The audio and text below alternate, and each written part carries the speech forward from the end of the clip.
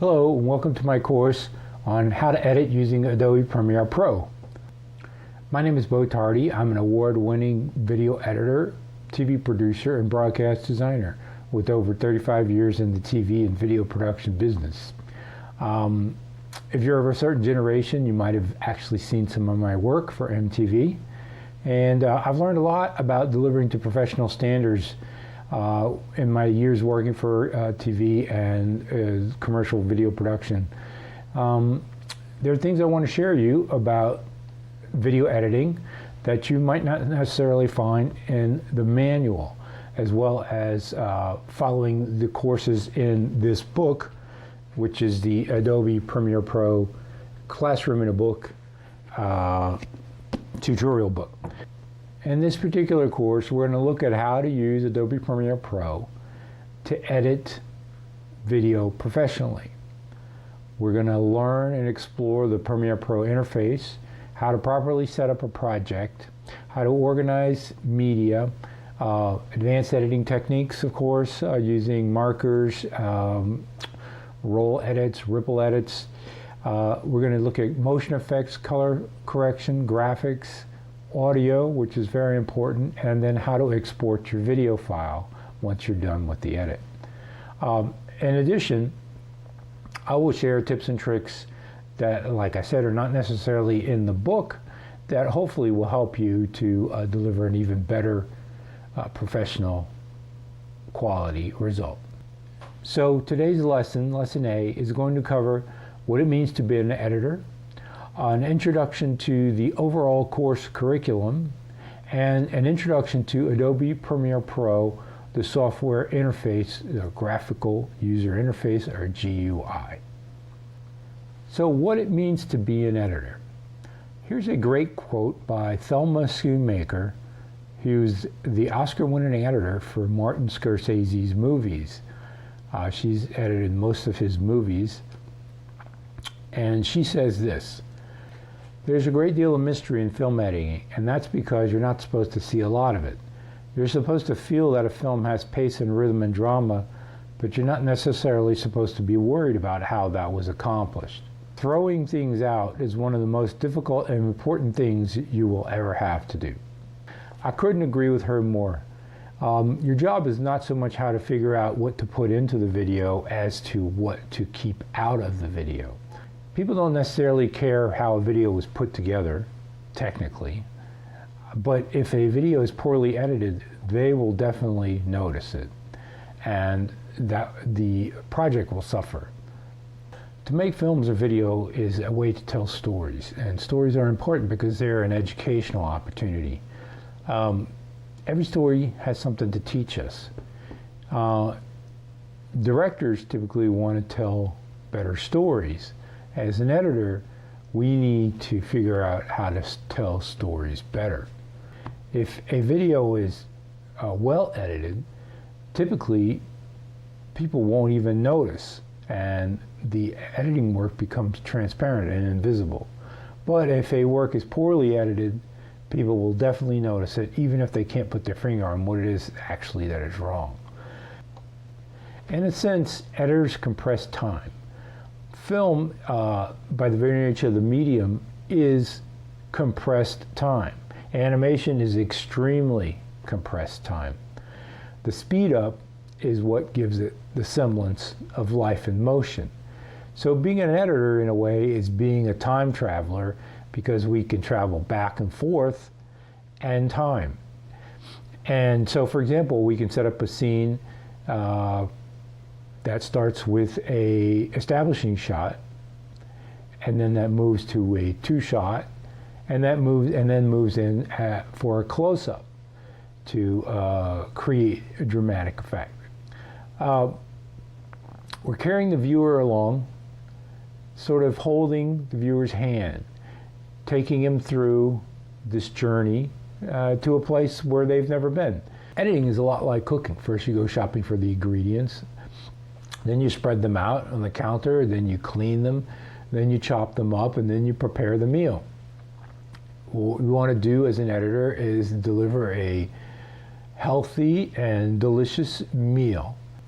So a lot has been made about the software revolution, where anyone with a laptop and a copy of Adobe Premiere Pro can call themselves an editor. And there's certainly a lot of that. There's definitely a glut of amateur editors out there, mainly thanks to platforms like YouTube. But however, being properly trained is essential to deliver at professional levels, especially for commercial clients. They will be expecting a much higher quality of video, and also being a professional lets you be prepared for unforeseen circumstances that would basically trip up an amateur. So those are the types of things that we're going to pay particular attention to in this course. A professional will be ready to meet the demands of the job by anticipating changes and preparing for successful delivery. And this happens before the first cut is actually made. Hopefully you'll learn to watch out for common pitfalls and become more comfortable meeting your customers' demands. Don't be surprised actually when you get called to fix an edit that's been messed up by an amateur video editor, because at some point they're going to hit the wall and you're going to need to come in and fix it. That happens a lot actually. So don't let anybody tell you that editing is easy.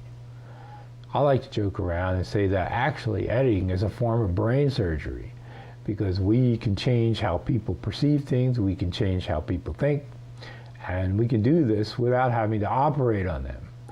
So it means to be a good editor, you need to be skillful, competent, and responsible in the way you present your story. So, introduction to the course curriculum. This course is divided into half a dozen lessons from A, B, C, D, E to F. Each lesson is going to cover material from the book, and that is your main reference course book. I will deviate from the order in the book simply because there are things that make more sense if they're grouped together. For example, this course will start with project management, where in the book it's actually at the end and it's a bonus lesson.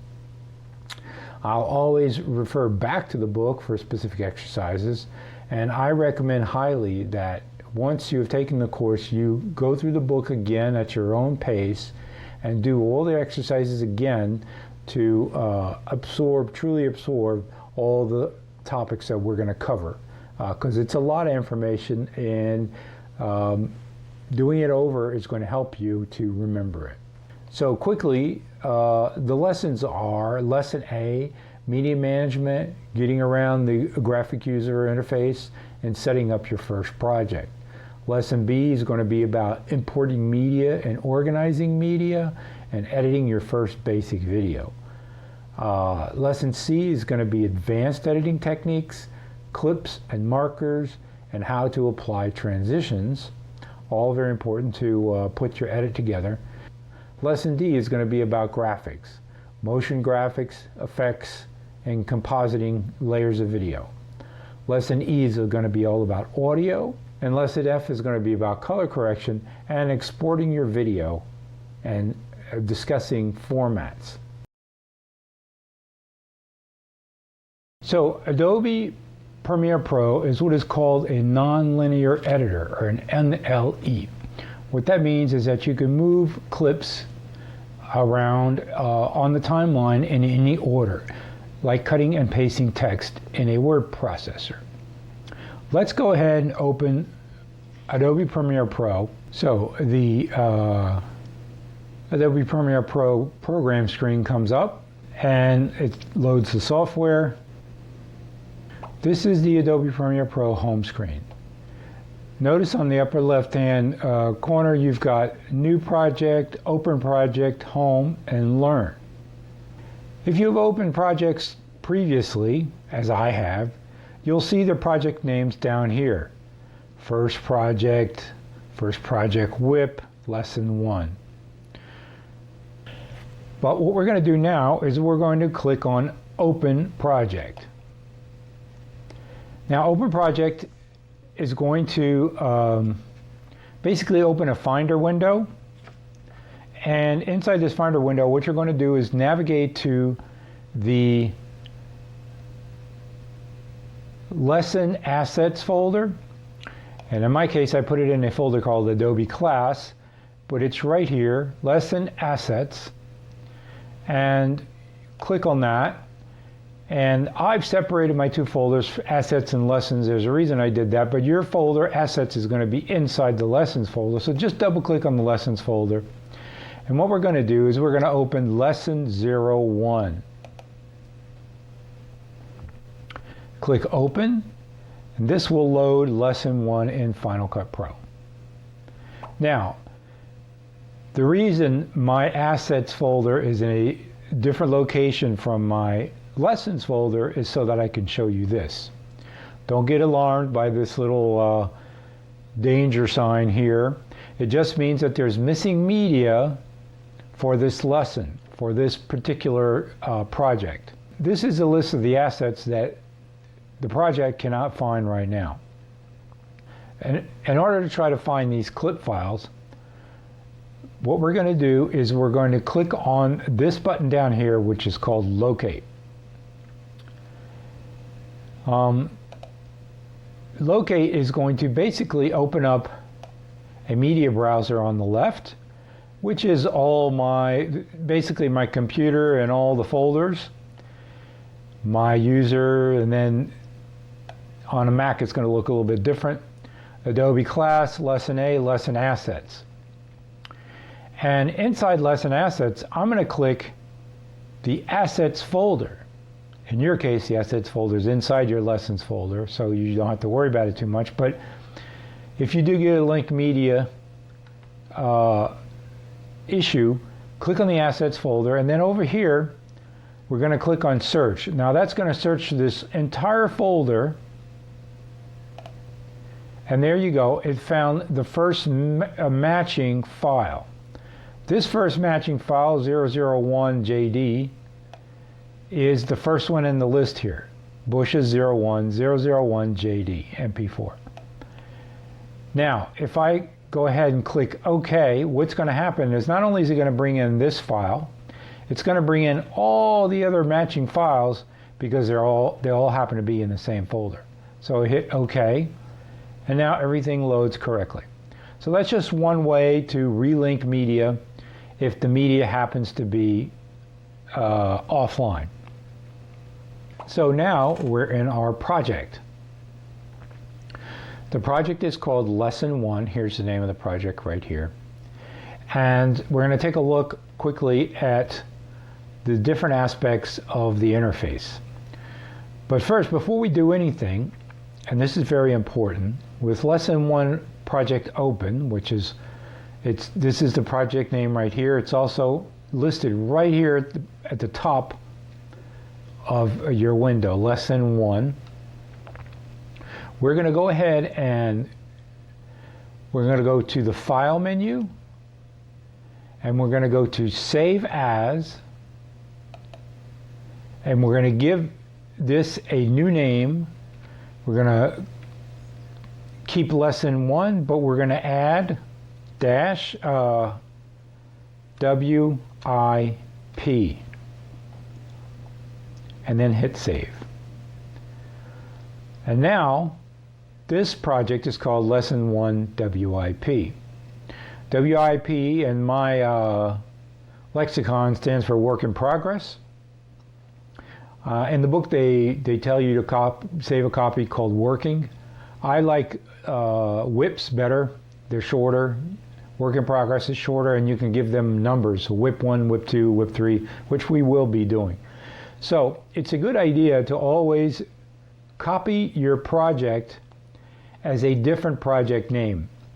And the reason you want to do that is so that you're able to come back and look at the different steps of your project, the different steps that you've made as you've gone along into your work on your edit.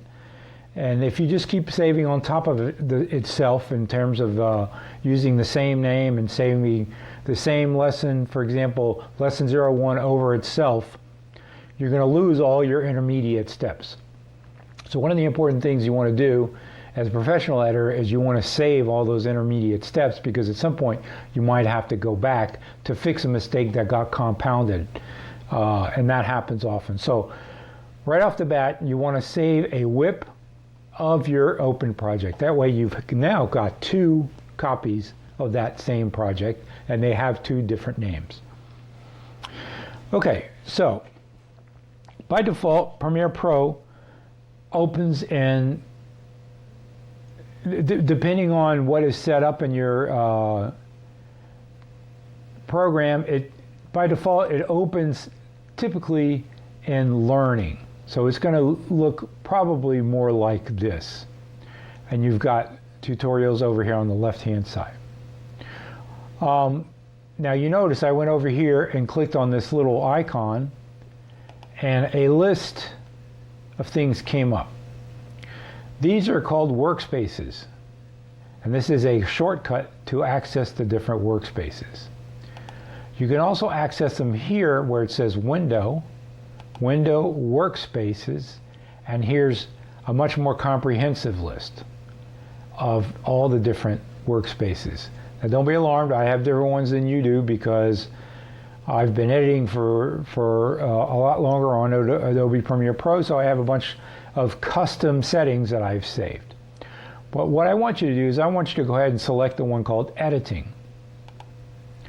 And that's going to snap everything into this configuration.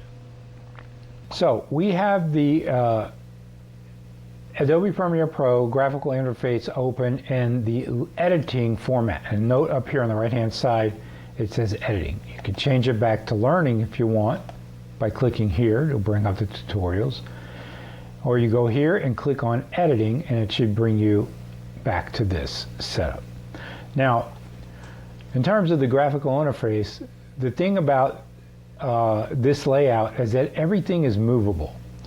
See, if you hover over the seams between the panels, these are panels. So you click on a panel and it highlights with the blue outline. Click on this panel, highlights with the blue outline. Click on this panel, same thing. This panel, same thing. So let's click on the panel on the left. This panel is called Source, but there are also some other names here: Effects Control, Audio Clip Mixer, and Metadata. And then there's some numbers down here, and then a timeline, and some transport controls. Basically, this is called a panel or a pane, and in Adobe Premiere Pro, we can adjust the size of these panels. So if you hover over the seam between these 2 panels, you get a little cursor that allows you to pull the 2 windows in both directions. You see how on the right the window is shrinking and now it's getting larger? There's also a seam between these where you could shrink everything this way or that way. Same here, push everything this way, push everything that way. Notice there's a panel here in the middle. This is the toolbar. And I can shrink that one.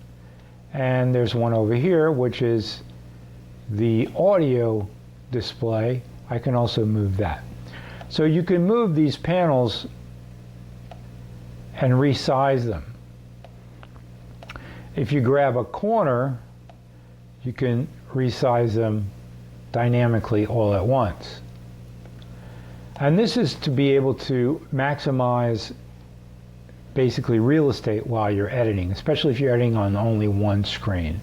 You're going to have to navigate between these panels a lot, and this gives you a way to do that. These setups are all designed in different ways to utilize the panels in different layouts. This one is the program panel, and it's showing the desert montage scene. This one is a timeline panel. It's showing the desert montage edit. This one is a project panel. It's showing project lesson 1 whip, but also media browser, libraries, info, and you've even got 2 arrows here that if you click on it, give you even more options. So if I click on effects, it brings up another window that contains a bunch of effects folders. If I click on history, it brings up a history window.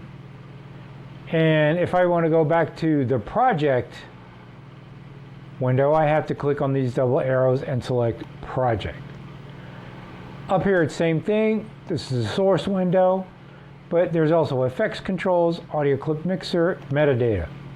These panels can contain groups of windows, and it's important to learn how to sort of navigate these panels and place these groups in an order that'll suit your editing style. So what we're going to do is we're going to actually customize this editing interface. So I'm going to quickly go here, Window, Workspaces, Reset to Save Layout. This is the default layout. Remember, if I grab it here, I can move it around, change it around. But I'm going to do something even more to this layout. You can actually take one of these window headers, and I'm going to take Project Lesson 01 WIP, and if I click and drag it up into this source panel and I let go, now it's up here. It's no longer down in this panel, it's in this panel. And if I want it to be at the front and not at the back of this line, I take the name, I click and drag it, and I can bring it to the front here. So now this panel has project lesson, source, effect controls, audio clip mixer, etc. You can take these names and move them around. Notice that as I move the names by clicking and dragging, I get blue areas that are highlighted. And for example, if I just drop it in the middle, it stays where it is. If I take it down here and I drop it in the middle where the blue is highlighted, it brings it down to this panel. And let's say I want a history window to be in this panel. I just drag it and drop it, and there it is now here. I can also get rid of the history window by clicking on this little three-lined icon, which is sometimes called the hamburger icon. I don't know why, it looks more like a Yi Ching icon to me than a hamburger, but and then I can go close panel, and the history panel is gone. Have no fear, it's not completely gone, because if I go back to the window menu and drop down here, I can find the history panel here and turn it back on. There it is again. So you could turn all of these off, close panel, close panel, close panel, close panel, and have only the project lesson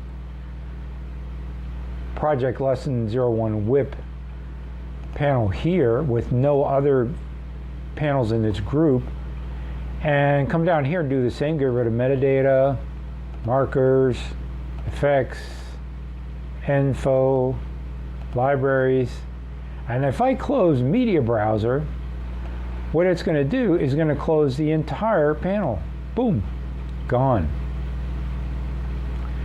So now I have a layout that looks like this, where I have the toolbar here. Remember, it's expandable, but I like it when it's vertical. And then I have the timeline, which is now maximized to use a lot of this space here. And I have the program screen. This is a layout that I tend to like. I'm going to resize it a little bit here. And I'm going to go back to this panel here where the project lesson is.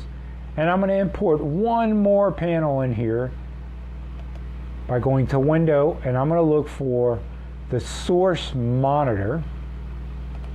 Boom. And I'm going to drop it in here, and I'll show you why. And I'm going to drop one more as well, which is the effects controls. Boom. So now I have project lesson 01 WIP, source, and effect controls in this panel group. Here I only have the program, Here I only have the timeline. Here I have the toolbar, and all the way over here I have the audio view meters.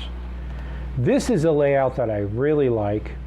It's a layout that I've developed over the years that I find very streamlined and very useful. So, since I like it, I'm going to save it as a custom layout. So let's go to Window here, go to Workspaces, and go down to here where it says Save as New Workspace. We're going to hit Save as New Workspace, and we're going to call this Beau's Layout. Of course, you can give it your own name, and I'm going to hit OK. And now up here in the upper right hand corner, it says Beau's Layout. So remember, this drop down menu, I can go back to, it has a scroll bar on the side, by the way. I can go back to Learning. Remember, Learning has the tutorials here. If I go to Beau's Layout and click on it, bam, there we go. One last little tidbit regarding windows and panels is that let's go to the Program panel, click on the hamburger icon, and if I click Undock Panel, I now have this panel as a floating panel. Now, if you really wanted to get crazy, you could undock them all. So here's a floating panel, here's a floating panel, make the timeline floating. Okay? And this is particularly useful, for example, if you've got several monitors. So you could take this program panel and throw it onto a separate monitor and maximize your real estate that way. So I'm going to go back to Windows, Workspaces, reset to Save Layout. Pow! Everything sits right back in the way it was. So we are in the project called Lesson 01 WIP. This project panel contains, if I scroll down with my mouse or scroll the scroll bar here, contains all the clips that are inside this project. Now, a quick word here about these clips. If I double click on one of these, let's just double click on Person on Rock. You see it comes up in this source panel, and if I scroll on this little timeline here, you can see it's moving video. I can also just hit this arrow and it'll play the video. This little blue thing is called the playhead. There's a playhead here in the source monitor. There's a playhead here in the program monitor. Okay, and as you notice, there's a playhead here in the sequence monitor, or the timeline monitor, or panel, that, as a matter of fact, moves at the same time as the one in the program monitor. That's because they're linked. So what you're seeing right here at this playhead position is exactly what's here in this clip called Rocks 001. This playhead has a long blue line, and that's so you know exactly that this particular frame corresponds to this particular position, which corresponds to this blue number here. And we'll talk about this number in a minute. This number is a number inside the timeline that corresponds to something called the time code. Notice that this number is repeated right over here in the program monitor, 4123, 4123. This is a time code reading which is telling me exactly where this playhead is. It's at 0 hours, 0 minutes, 41 seconds, and 23 frames precisely inside our sequence. And as I move this playhead, you can see the numbers move here as well as here. Okay, more on that later. But so now we have the source, which also has its own time code over here, which doesn't correspond. 06, 59, 33, etc., because this time code has to do with the source clip, that is the clip that was brought in from your camera. So this could have been reel number 6, minute number 59, maybe you were out there shooting all day and you were 59 minutes into this reel, and that's what this time code corresponds to. It doesn't correspond to this time code at all. More on that later. Those are sort of advanced concepts that we'll get into later. So let's go back to the project lesson. So these are clips, these things listed in this project. Now these clips can be different things. Obviously they can be video clips, but they can also be titles, they can be graphics, they can be audio clips. Here, for example, is one called Desert Montage. Now if I double click on Desert Montage, nothing happens. And that is because this icon here corresponds to a sequence. So a project can contain a sequence as well as a clip. The sequence here is this sequence down in the timeline, which is called Desert Montage. A project can contain video clips, music clips, audio clips, graphics, titles, transitions, and special effects. All these items are called assets. The sequence down here is where your edit will occur. As a matter of fact, we have a small edit already happening down here. There's different clips. If you roll the playhead, you'll see the different clips succeed each other. You can grab a clip and move it, grab another clip and move it in any order. So go ahead and grab any one of these clips and move it around in the timeline. Notice that typically if you approach the border of another clip, it'll snap into place. That's because you have snapping turned on. And the snapping is this little magnet icon. The shortcut for it is S. And you can turn it on or turn it off. With it on, I can grab these 3 clips by clicking and dragging, make a little marquee. Drag it all the way over here and see it snaps. I can snap it either to the edge of this clip or I can snap it to the playhead. And that leaves a black gap in between the 2 clips, but this is very convenient for moving your clips around. But if I turn off the magnet icon, now I can move these clips without them snapping. And for example, if I move a clip on top of another clip, what happened was I actually did what's called an overwrite. So this clip now overwrites what used to be on this clip. And if I do it some more, oh wow, look, I overwrote all that, and it looks like those bits of clips are missing now. Well, I can undo that, of course, by using Control-Z once, twice, 3 times, 4 times. Now I'm back to where I was. I could have also gone to, I'm going to select my top panel here, go Window, History, and there you go. If I click through all my different history iterations, you'll see everything move back into place the way I moved it previously. This is why history is convenient as a way to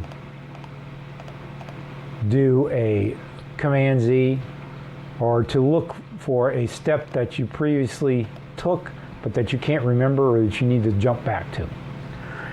So the history panel or window is quite useful, but I tend to close it in this particular layout.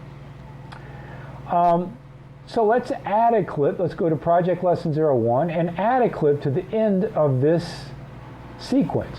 I'm going to turn my snapping magnet back on, and I'm going to grab person on rock in this list of clips. I'm going to click and drag it down here into the timeline. Notice it comes in as a clip icon, and I'm going to drag it over and snap it to the end of this sequence. So now if I take my playhead and drag it over here and hit the space bar, it'll play, and once it comes to the next clip, there you go. There's the person on the rock. And I hit my space bar to stop the playback. So quickly, these clip names here in the project are not real video files. Otherwise, it would take an enormous amount of space to keep copying these over and over. Instead, they are just pointer files that point to video files that are saved onto your hard drive. We'll get more into that later, but that has to do with media management. We've seen a couple of things relevant to media management right from the start. By saving our project as lesson 01 WIP, that is an important media management step.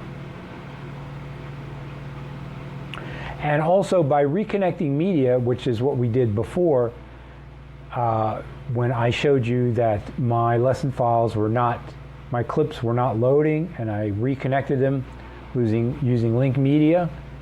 That's another media management idea.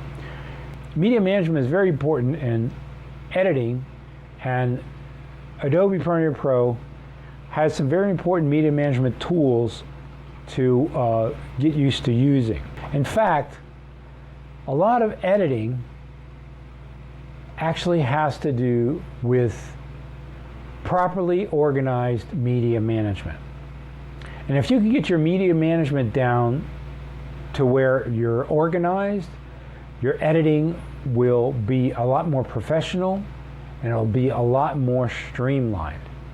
You'll be able to find things, you know where you'll be able to know where things are, and you will not get stumped when you're in the middle of an edit and you're looking for a particular clip. So I will stress media management over and over again. We've already seen a couple of things about media management. In fact, let's add another clip on here. Let's take red flower, drag it over here, snap it to the end of this clip, this sequence, and now you have a sequence that contains this red flower clip. You've made some changes to your project, so I'm going to click on the name Project Lesson 01 WIP. I'm going to go to File, I'm going to go to Save As, and I'm going to call this one now Project Lesson 101 WIP 2, and save that. So you see, this is also another media management tip. Every now and again, especially if you've done a lot of work on a particular project, save it as a new iteration or version of the project. Let's go ahead and close this project. Now that we've saved it, you can close the project by going to File, Close Project. Brings us back to the home screen.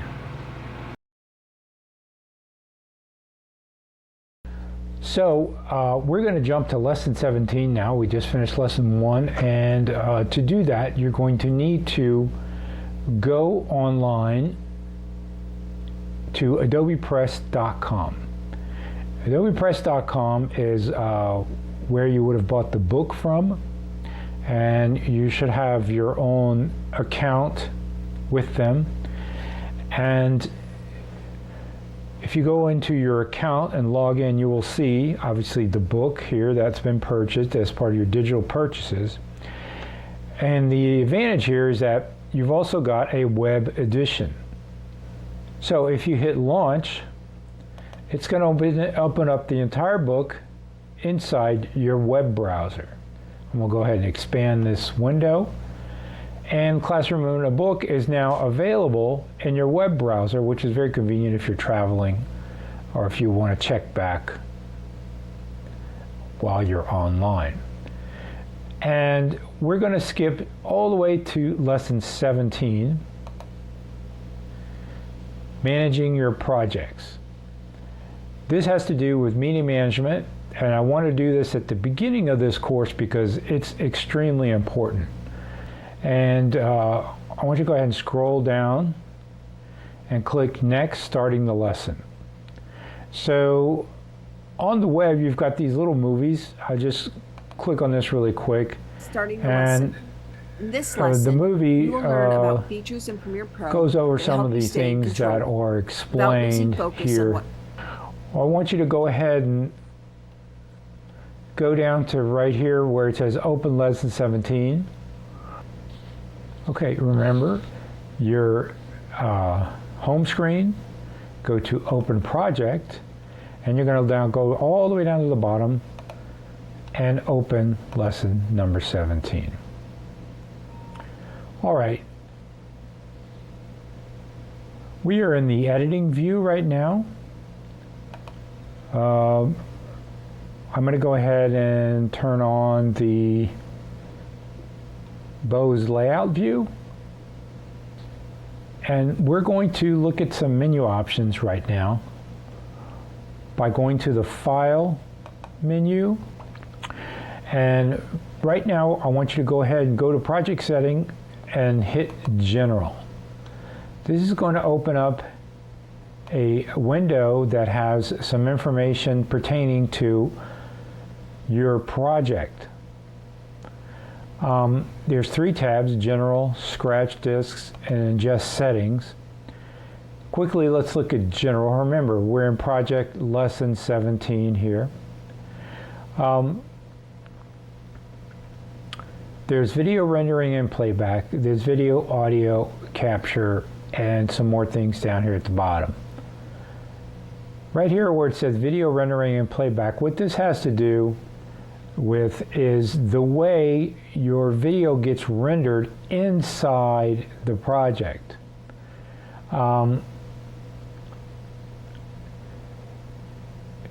Basically, there are 2 ways. One is to have the software render your video, and one is to have the hardware video card, and in my case it's a CUDA card,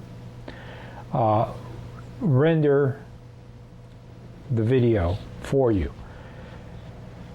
The Mercury playback engine is just the Adobe Premiere Pro playback engine.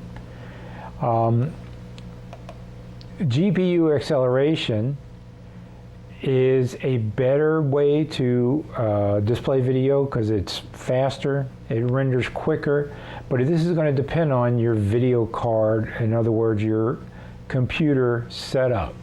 Each computer setup is going to be a little bit different. If you're on a laptop, it's going to be even different as well. So essentially, just know you have typically 2 settings here. One is software. This means that your actual computer plus Adobe Premiere Pro is going to do all the rendering, typically slower. GPU acceleration means that your graphics card can do some of the work as well. So preferably, let's put it on GPU acceleration if you can. Video, you can display the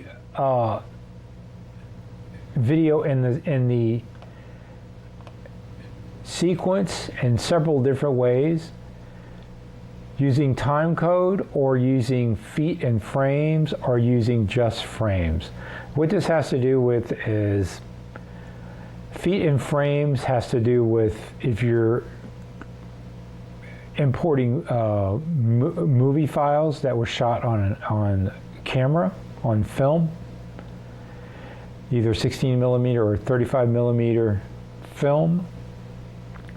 And frames has to do with if you're doing animation.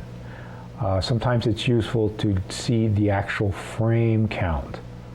But we're going to leave this in time code right now. And audio, you also have 2 displays. One is audio samples and one is milliseconds. We're going to leave it on audio samples, but milliseconds is sometimes useful if you have to do very, very precise audio edits. We're not going to do that right now. We're just going to leave it on audio samples. Capture, for the most part, you can ignore this, but you can leave it on DV. You don't need to switch it over to HDV. Action and title safe, we'll look at this later, but this has to do with a little overhead display that comes on top of your program monitor that shows you where to put the titles and where to keep the action in the frame if you want to make sure that it's going to display on every kind of TV or every kind of display device correctly. So it's just guidelines that shows you where you can center your image. Okay, so we have project lesson 17 open. I'm going to click here on the project panel. Just quickly, I'm in Beau's layout. If you didn't create your own custom layout, you can click here on editing, and it's a very similar layout. If I go Windows, Workspaces, revert to save layout, it just looks like this. It's very similar. The program's here, the timeline's here, just the project is down here. I kind of don't like that because it sort of takes up a lot of room here, but it's okay. You can follow along like this as well, but I am going to be using my custom layout, which is called Beau's layout, which is this one. I want you to go ahead and open inside the project lesson panel. You've got 3 folders: further media, sequences, and theft unexpected. The further media folder contains clips. If I use the collapsible arrow here, it shows me that it contains a clip inside. This one's called sequences. This contains 3 sequences. This one contains a whole bunch more clips. Now, these bins, that's what they're called in Adobe Premiere Pro, are part of media management. When you're working on a project, what you want to do is you want to manage your files, your clips, and put them in bins so that you can find them. For example, here we've got clips, and here we've got sequences. So if we had graphics, we could create another bin, and you create a bin by going down to here and click on this new bin icon. It creates a new bin. It allows you to go ahead and put a new name on it. I'm gonna call that graphics. So now I have a graphics bin. I'll create another bin. I'm gonna call this music. Now I have a music bin. So these bins allow you to organize your project files. So it's very important to be organized in this area because you need to know where to find your clips. Now, for example, this is called theft unexpected, means that these clips are all sort of related to this theft unexpected theme. And this one's called further media, meaning that this is a separate type of clip. So open up further media and double click on Seattle skyline. You're going to get this skyline picture that's clearly sped up. And if you go back to the list file and you select Seattle skyline and go to the file menu, we're going to go down to this menu item called Make Offline. So go ahead and click that, and you're going to get 2 options. Media files remain on disk, media files are deleted. So what we're doing right now is by making a clip offline, we can reconnect it with new or different media, which is handy if you need to use higher resolution media for your output once your edit is finished, or if you want to replace a file with a different file, as in the case of an alternative take, for example. Please be advised, if you bring in a different file of a different length, the timing of the clip may change, unless the two clips are exactly the same length. And that's sometimes useful if you're editing with proxies or low resolution files, and you've done your edit, and then you want to bring in the high resolution files. You can do that by making the low resolution files offline and then relinking the high resolution files. So let's go ahead and make this file offline. The two options relate to the actual clips. Remember, these names are just pointers to the clips, but this actually is dealing with the clip on the hard drive. If you click on media files are deleted, what that's going to do is actually going to delete Seattle Skyline movie on your hard drive. So this is one area where you want to be careful in Adobe Premiere Pro, because you can actually lose your media files. You don't want to do that. What you want to do is you want to click, typically, media files remain on disk. So go ahead and click OK. And now notice that the icon for the clip has a question mark. That means that this clip is now offline. If I drag it into the timeline, what you get is the dreaded red screen of death. Don't be alarmed. This happens if the files are no longer connected, if they've been moved around. When beginning a project, it's best to put all your assets into one main folder, with subfolders if you need to for different elements. Organizing your folders on one main drive will, before you even begin your edit, will help you go a long way towards making the process more streamlined and more organized. And also will prepare you for the inevitable moment when you will be looking for a hard to find clip or file. This is crucial specifically when a client wants to make changes or different versions of an edit. Having easy access to all your files and an easy to remember place is a very important professional habit to develop. So this is lesson 17, and what I want to do is I want to open the folder called Theft Unexpected. Reveals a bunch of clips here. Remember, these are just pointers to your video files that are on your hard drive. If you click on the icon, that selects the clip. If you click on the name, that will select the name, and you can then change that name. And you can change the name of this clip to anything. That's what I'm going to do. Change it to anything. And the reason I'm doing that is to show you that these are just pointers to the video files on the hard drive, and they can be named anything you want. And of course, you will do that as you're editing because, in particular, you might need to classify things in a certain way, and so you might need to change their names. Not always, but sometimes you might need to. So what we're going to do here is we're going to right-click on this clip that says anything,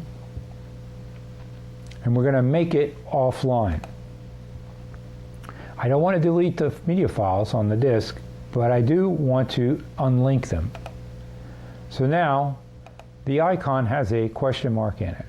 If I right-click on this icon again and I go to Link Media, it's going to bring up the familiar window that we saw earlier. And in this window, it's going to have the clip name, which is anything, pointing or used to point to the file name, which is the original file name, which is cutaways. You can also move these around, of course, if you need more room, especially here for the file path. This file path is the original file path for that cutaways clip, if I'm trying to go back and look for it.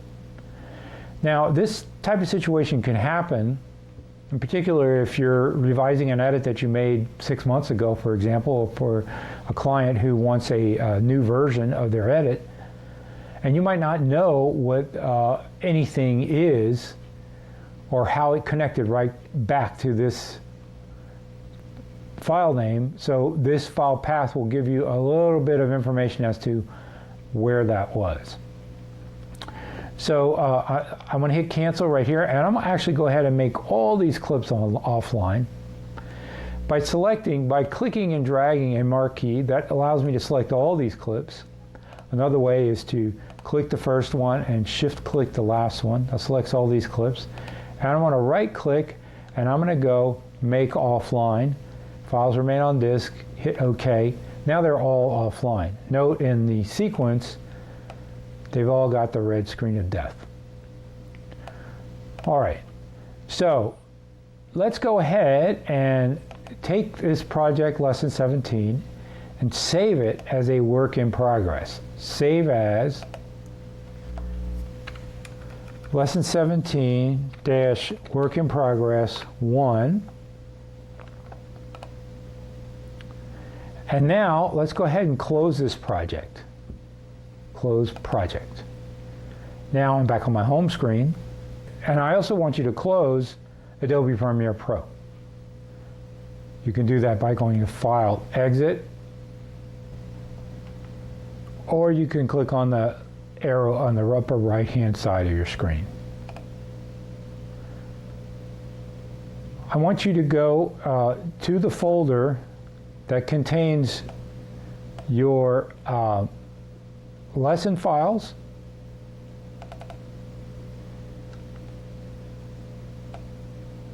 and it should look something like this. Here are all your lesson files, and there's a folder here called Assets.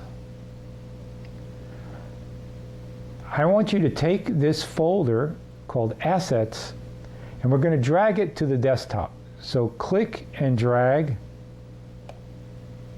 and drop it on the desktop here.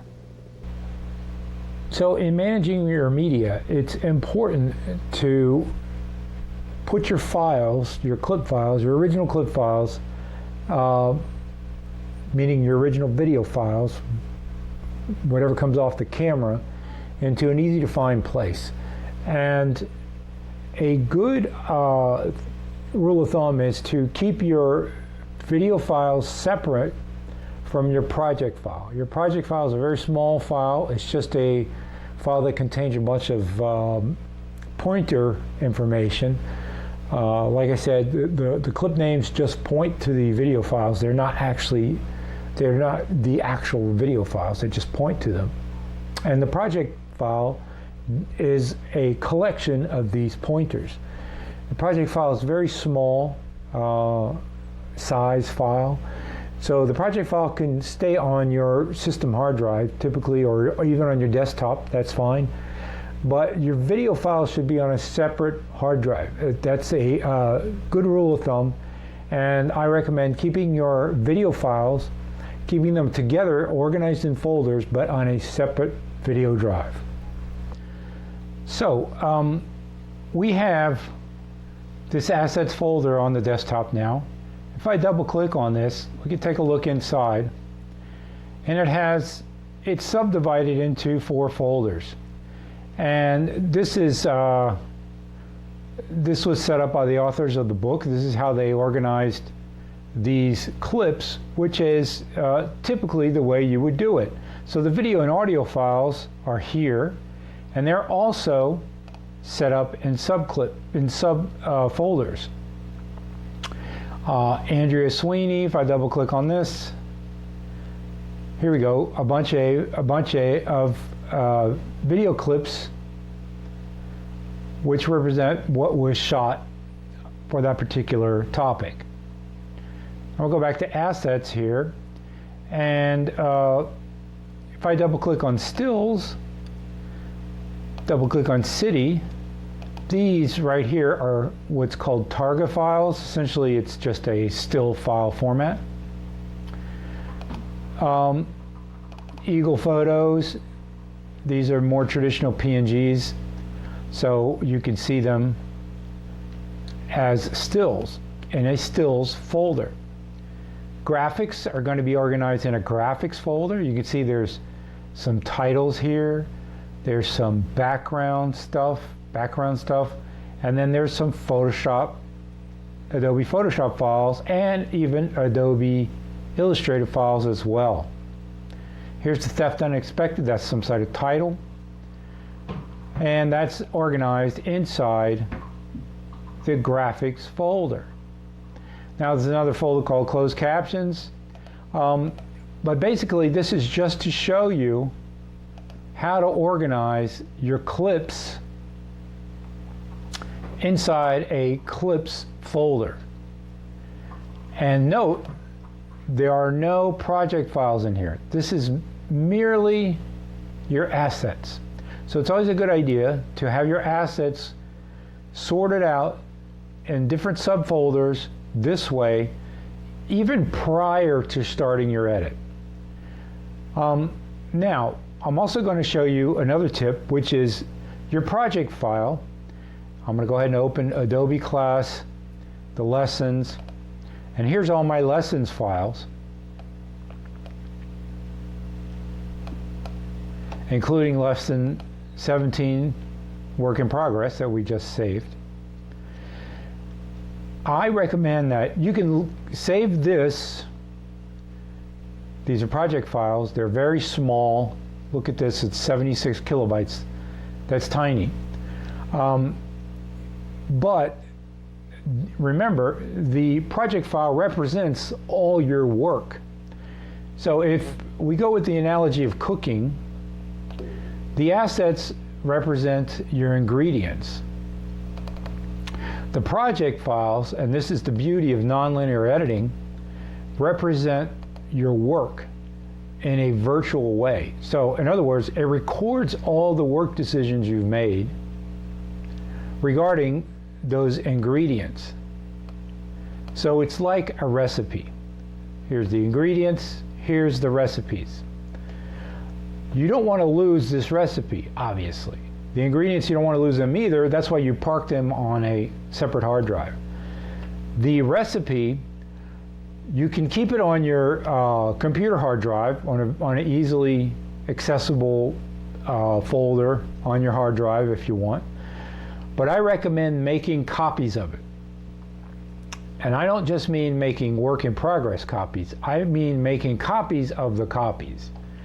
And that's where I recommend getting a USB flash drive and copying your work in progress. This is especially crucial if you're working for a client.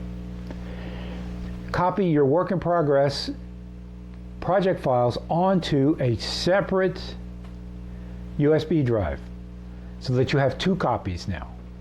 So I'm going to go ahead and plug this USB drive in here, and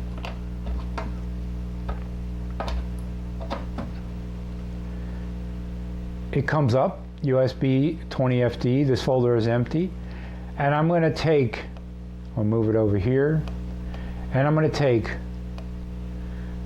all of these lessons files, in other words, all these recipes, and I'm going to marquee grab them and drag them over to this thumb drive. Notice how quickly that went, because they're very small. They're very small, but they're critical. They have all your recipes and all the work that you've done. So this is a good protocol to remember to do when you're working on a client job. Back up your project files regularly, at least at the end of the day, so that you have an extra set of copies. Notice I didn't take them off my computer desktop. They're still here. I just made a copy. The copy's inside USB 20 right here. Now you can take that USB flash drive, right, and you can put it in your pocket, or you can put it in your drawer, or you can put it in your laptop case. Whatever the case may be, you have a backup of your project files. Now, you're not going to be able to back up your asset files because, for example, if I go ahead and look at one of these files, bike, I'm going to go into list view. These are fairly small, but they're already 36 megabytes, for example. City views, how big are these? Yeah, these are fairly small too. It looks like these were not grabbed in super high definition. Maybe these might be bigger. Yeah, these are a little bit bigger. 31, 74 megabytes. So these types of files are going to take up a lot of space. And so you want to have your own dedicated hard drive just for your clip files. So essentially what I'm trying to illustrate is your project files are here and your clip files are here. And it's a good idea to keep them separate, and it's a good idea to make a backup of your project files at least on a daily basis. That's in addition to making the work in progress steps as you save your project, as you work, as you progress in your work. So let's go ahead and open Lesson 17 Work in Progress again.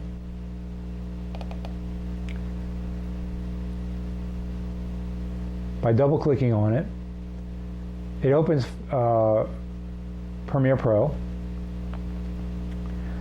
And now we have the screen of death, the red screen of death, because all these files have been made offline. We did that previously. But let's go ahead and go to File, Open Project, right here, Open Project.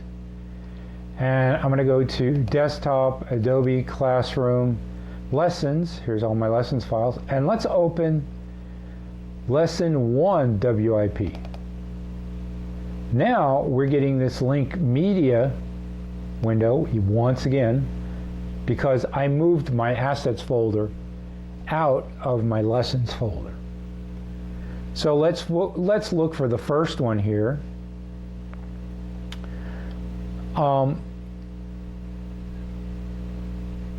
By going to Locate. This will bring up the media browser, and I know that my assets are in the asset folder, which is no longer in the Adobe class folder. It's in its own folder on the desktop. If I do a search here, it will find the first file, and if I click OK, that's going to bring in all the other files, but I'm not going to do that just yet. If I hit Locate, that's how to go look for a file, but if I hit Cancel, that will simply close this window, but all the files will still be offline. Remember, I'm in Project Lesson 1 right now. By the way, you could have two projects open at the same time. Project 1 and Project 17. This is sometimes useful if you want to share files between the two projects. Also, you can have several sequences open. Here's Theft Unexpected, and here's Desert Montage. They all have their red screen of death because all the clips are offline right now. So I'm just showing you that we're getting into some real serious media management things here, because all this is very important to know in terms of where to go get your files, where to save them, and how to find them when you're looking for them. So in Project Lesson 1, I just hit the cancel screen. Now if I go ahead and go to File, Close Project, it's going to ask me to save the changes. I'm going to say no. And now I still have Project Lesson 17 open. Let's go ahead and open Project 1 again. Work in Progress 1, open. It's going to give me this same screen because last time when this came in, I just hit cancel. So all that cancel does is just basically closes this screen. It's the same as hitting this X up here. But what if I hit offline? Well, if I hit offline, it makes bushes offline. So if I do offline all, it'll no longer prompt us to reconnect the next time we open Project Lesson 1. So if I go ahead and close Lesson 1 project, It's going to ask me to save the changes. I'm going to hit yes. The next time I open it,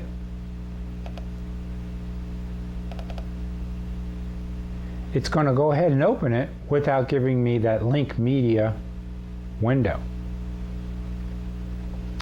And that's simply because I clicked on the offline all button.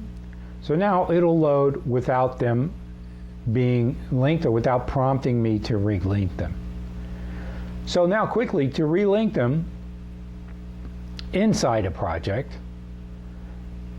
you can click on one clip and go to, we already saw this, link media, takes us back to the link media window. Hit locate.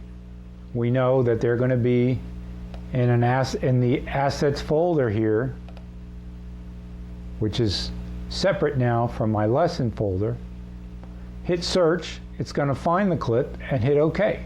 That relinked the first one, but notice it did not relink all of the other ones. So now, in order to relink all the other ones, I'm going to need to select them all, right-click,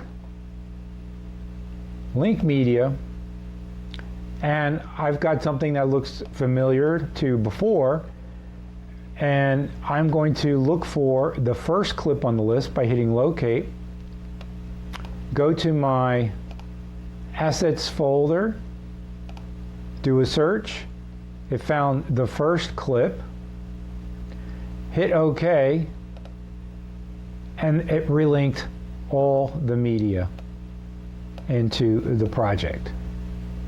And now my sequence also contains the media, or contains the proper links to the media.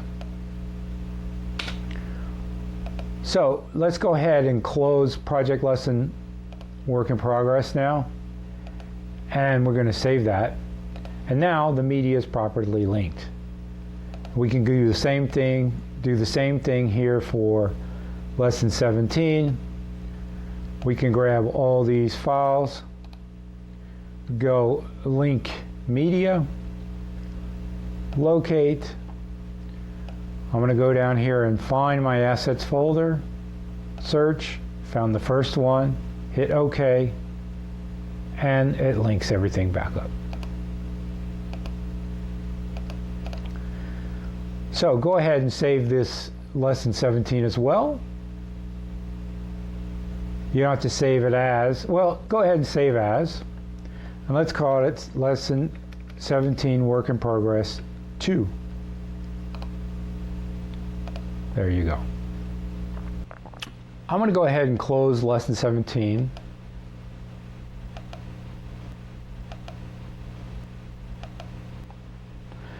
Sometimes, despite your best efforts, files are going to get scattered across different folders and different drives even, and you might need to reconnect them using the link media system that we just used.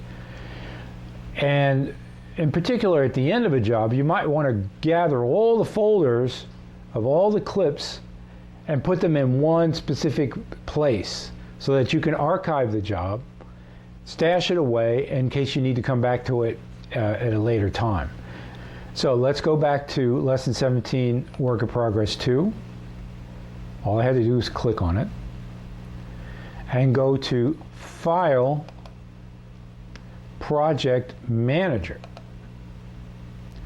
Now the Project Manager is going to allow you to gather all the clips in this particular project and associate them with a project file that you can name anything you want and that you can put anywhere you want, all within one folder. So up here at the top it says sequence. Basically, sequence is another word for edit. So these are your edits. This particular project has 4 edits: Seattle Skyline and these 3 theft edits. So if I click all of them, that's going to copy all the assets that relate to these 4 edits. And down here, the resulting project is going to have all the collected files, and they're going to be copied They're not going to be moved. They're going to be copied to a new location. Here you have some options. You can turn on exclude unused clips, meaning that any clip that is not used in this project will not be copied over. Audio conform files, we'll look at that in a minute, and preview files, we'll look at that in a minute as well. All right, so in the project manager, we want to copy all these 4 sequences and all the clips that are connected to these 4 sequences into an archive folder. So I'm going to go here and click Browse. I'm going to create a new folder on the desktop. I'm going to call it Archive Lesson 17. Select this folder.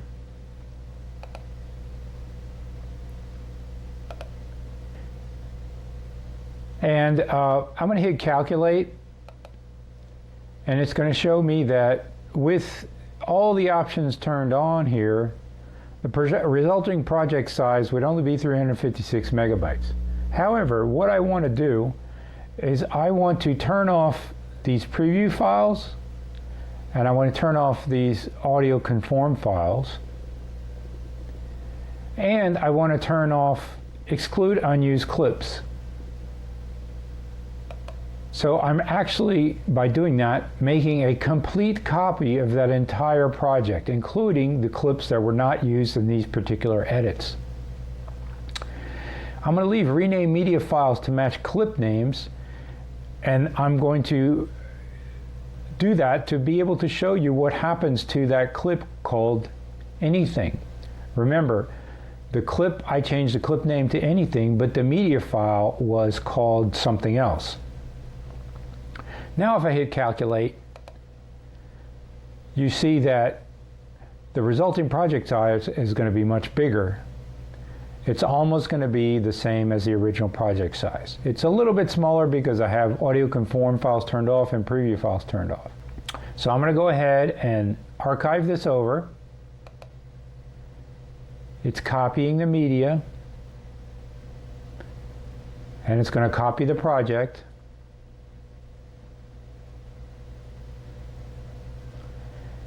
Now I'm going to close the Lesson 17 WIP 2 that we have open here.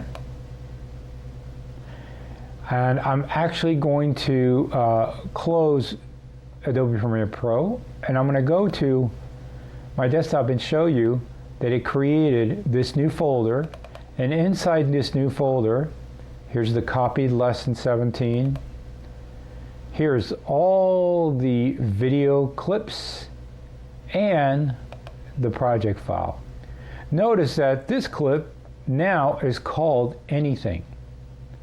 So it took the name that we provided it inside the project and renamed this particular clip anything. Now I want to quickly compare that to the assets inside my assets folder, which are the original assets from the lesson files. And Theft Unexpected is right here. And that clip used to be called Cutaways. So you see how it actually made a copy of all these clips? I'll try to make this a little bit smaller.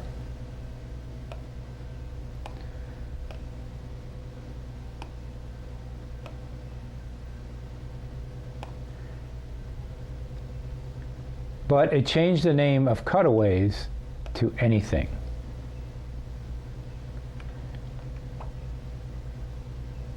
So that is how you can archive a lesson. And I'm going to double click on this again and open copied lesson, which is just the folder that the program created. The only thing I'm going to do here is this lesson is called Lesson 17 WIP 2, which is a bit confusing because it's exactly the same name as the lesson that we just archived. So I'm going to call this Lesson 17 WIP 2 Archive, just so I know that this is the archived version, not the original version. I'm going to double click on this now, and this should open Adobe Premiere Pro.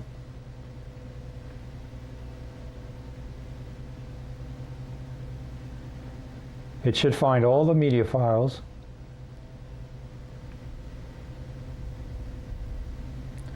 And there we go. We are exactly seemingly back where we started, except that this is an archive, lesson 17 whip to archive of the previous lesson 17. So this is a great way to gather all your files and put them in an archive to save for later if you need to recut this job, revisit this job at a later date. This is also very good for what's called versioning, if clients want different versions of things. Great way to collect all your files and your project file and put it in a folder in a very in the place that you select that you know will be there when you're looking for it. So go ahead and close this. All right, so we are deep into the weeds on media management right now. And if you thought that was complicated, well, wait, there's more. I'm going to show you more folders that get created by Adobe Premiere Pro when you launch a project. Again, all part of media management, which is so critical to learning how to properly edit. You need to know where all these folders go, all these files. The important thing is to be organized.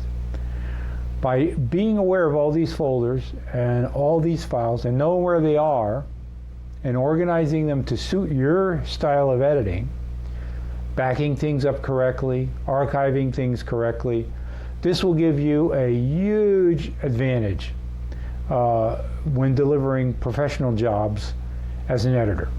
In fact, really it really is the crux of the matter in terms of being a professional editor. Media management is the key to everything. Let's go ahead and take a look here at lesson 17 whip 2 again. I'm going to open it. Note I'm opening the original one that I saved, not the archive. What we're going to look at now are the folders that Adobe Premiere Pro creates by itself in the background. And I'll explain what they are for. So let's go to File, Project Settings, General. We already saw this screen once. This was basically the setup of your general working user interface. I'm going to hit Scratch Disk instead of General, and right now we're going to look at all these different items. Scratch Disks really refers to folders. These are all folders. They call them disks, but they're folders. They can live on a disk, of course, and that's what you're going to be able to select by clicking Browse here. The three important ones that we want to pay attention to are video previews, audio previews, and project autosave. So basically it renders video clips in the background in order to play back your video in real time. More on that in a minute. Audio previews is the same thing. It renders audio in the background so it can play it back in real time when you hit the spacebar, for example. Project autosave is a very important folder because it contains the copies of your saved project. As you go along, Adobe Premiere Pro will save copies of your project every so often, just to make sure that if you need to step back, you can find that particular copy. All right. The path is where they are now. Right now, and this is the default, they're going to go to the same folder as the project. The project is in Adobe class lessons. And they're all set to that, so let's go take a look. I'm going to collapse the Adobe Premiere Pro interface, and I'm going to go into Adobe class lessons, and notice I have three folders at the top: autosave, captured video, and video previews. So these folders got created in the same folder, lessons, as the project files. The autosave folder contains copies of the lessons that we opened, and it saves them every so often. You can determine how often these get saved, and I'll show you that later. That's in preferences. So you can see lessons 17, WIP 1, WIP 2. It gives it a timestamp as well to tell you when it got saved. This is very convenient in case you need to step back and fix something that got messed up. So these folders were created in the lessons folder. Let's set it up and go back to Premiere, and I'm going to go back to my project settings, scratch disk. Let's change that. You know, it's convenient to save them as in the same folder as the project, but sometimes you might not want to do that because the video previews can add up. Those are actually rendered videos that can add up and take up a lot of space. Let's say we don't want to keep the video previews in the same folder as the project files. So click on Browse, and then you can select where you want it to go. I'm going to say just throw it onto the desktop. And I'm going to say the same thing with the audio previews. Throw it onto the desktop. And with the auto saves as well, I'm going to just throw that onto the desktop. In particular, the auto saves, it's kind of a good idea to have the audio saves saved somewhere else from the project file, just in case your project files get corrupted or that particular folder gets corrupted, or if by mistake you completely delete that folder. That can happen. If you put your project autosave folder in a separate space, then you'll at least have sort of a backup. And I'm going to hit OK. And now, if I look at my desktop, I've got a Premiere Pro video preview folder and a Premiere Pro audio preview folder. I don't have any autosaves yet because it hasn't gotten to a long enough time period before it saves it. And we can change that by going here to Edit Preferences, all the way down here at the bottom. And you're going to go to Autosave. And here you're going to tell it how often you want it to automatically save your project. Now, this says 15 minutes. I think that's a little bit long, depending on how quick of an editor you are. I tend to make it every 5 minutes. And the maximum versions, I leave it at 20 or 25. I don't want it to be too many because if you have 100 versions, then it just gets confusing. But 20 or 25, let's say 25. 20 or 25 is pretty good. And what it'll do when it gets to version 25, it'll get rid of the oldest one and keep on and just keep 25 maximum in that folder. You can select autosave, also saves the current project, and save backup project to Creative Cloud. That's going to save it up onto your Creative Cloud, which is online, which is not necessarily a bad idea. So you can turn that on too. I'm not going to turn it on. I'm not connected to the internet right now. And go ahead and click OK. And did it create a folder yet? No, it hasn't created a folder yet. But in 5 minutes, you'll see. Actually, let me speed it up a little bit. This is just for the purposes of this lesson. Preferences. Okay, preferences is in the edit menu. Preferences. We're going to look at some more preferences in a little bit. Auto save. I'm going to put it at 1 minute. Every 1 minute. Hit OK.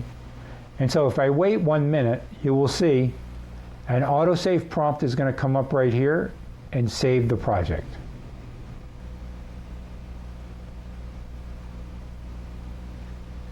There. That was just an autosave in the background, and it'll do that whether you're editing or not. And now I have a folder here called Adobe Premiere Pro Autosave, and it contains a copy of my original project plus a time-stamped one that just got saved right now. All right. And finally, as if that wasn't enough, Premiere also creates other files called media cache files. Those are those PEC files. Those remember when we were in File, Project Manager, and it said include audio conform files and include preview files? That's what these files are. So as you're editing, Premiere Pro creates these files called conform audio files and PEC files. And I'm going to show you where they go. So again, preferences, and this time we're going to go to media cache. Now the media cache is yet another folder, and this one's kind of embedded inside your Adobe folder, and it's way in here, roaming Adobe Common, and you can move it if you want, but I'm not going to. I'm going to leave it. What this does, it creates, I'm going to close this really quick. It creates these files here. Let me zoom in real quick so you can see. In your sequence, you see these media, these audio waveform files?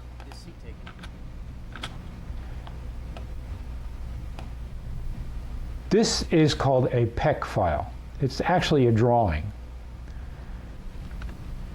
And the audio conform files are just a digital version of the audio that Adobe Premiere Pro saves in the background as well, so it can play back the audio as you're running along. It's not exactly a preview file, it's a conform file. And okay, so they're in the media cache.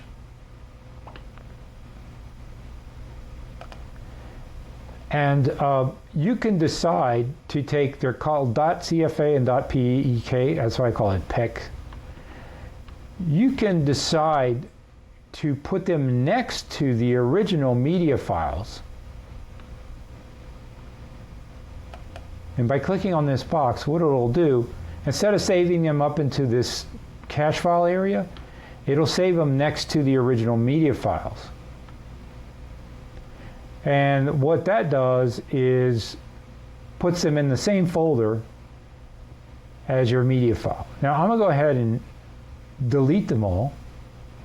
This can also add up. It's not as big, they're kind of small files. But every now and again, you probably want to delete them. It does it automatically. You could set the automatically delete cache files older than 90 days. I would typically put like maybe 10 days.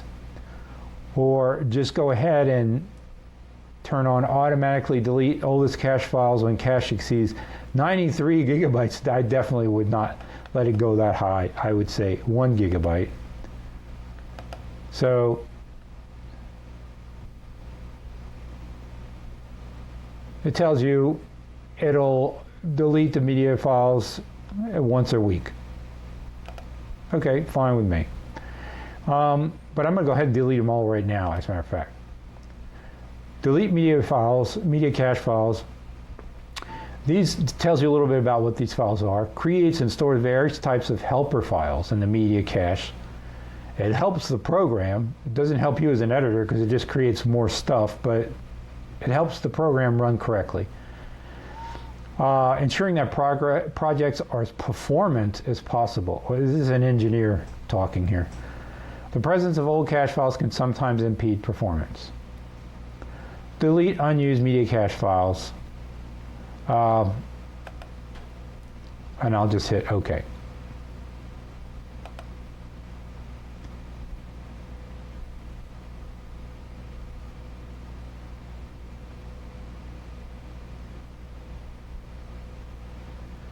and I turn this little check mark on. So now it's going to put these PEC and CFA files into the media folder. And I just want to do that so I can show you what they look like. Now, I'm going to import a random clip here. And when I import the clip, I want you to watch down here at the bottom right-hand corner what happens. So let's just go ahead and import something from the Adobe class lessons, from the assets folder, just something random. Apologies. I'm going to bring in a bunch. Bring them all in. Now, this imports the files. Now I want you to watch down here, generating peak file for all these video files. And it did that fairly quickly because they're quite small. Now, I'm going to collapse this. And now I'm going to go to my assets folder.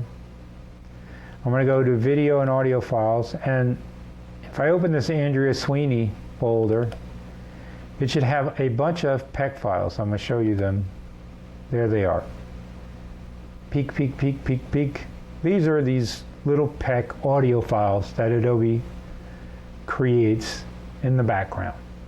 And it can get kind of annoying if they're all, you see how they jam up your folder here? That's why you have the option to save them somewhere else.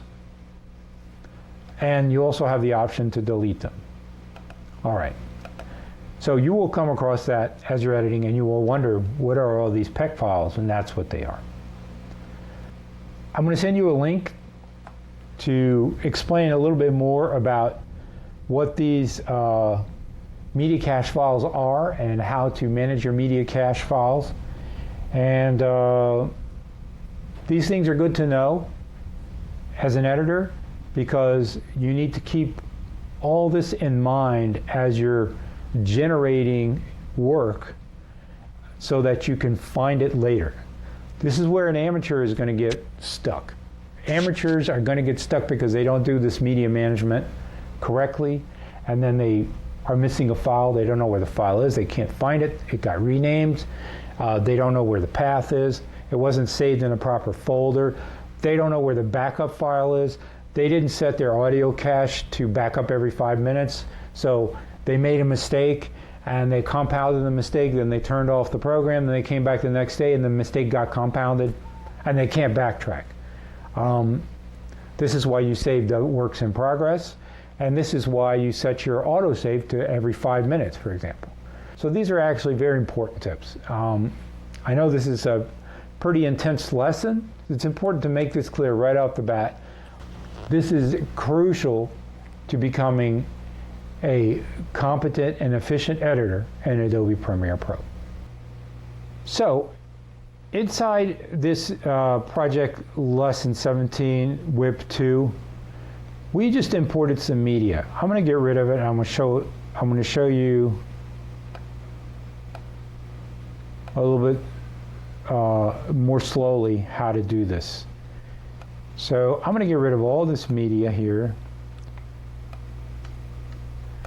Remember, shift click. And to delete media from the project, all you have to do is hit delete, and that's all gone. That does not delete anything on your media drive, by the way. Your video files still exist. Remember, I just deleted inside the project file. So, in order to import files into a project, you can use the File, Import menu and go ahead and select the files you want to import. That brings them all in. Another way to do it, you just saw a quick autosave there. Another way to do it is to right-click, import, same thing, bring in all these files, and we brought in a whole bunch of new files. Now look how quickly your project window can get cluttered up. This is why we need to create a new bin. Before creating a new bin, I'm going to unselect all these files. In order to do that, Control-Shift-A unselects everything. On a Mac, it's going to be Command-Shift-A. And I'm going to create a new bin, right? And this one's going to be called Andrea Sweeney. And I'm going to select all these files here.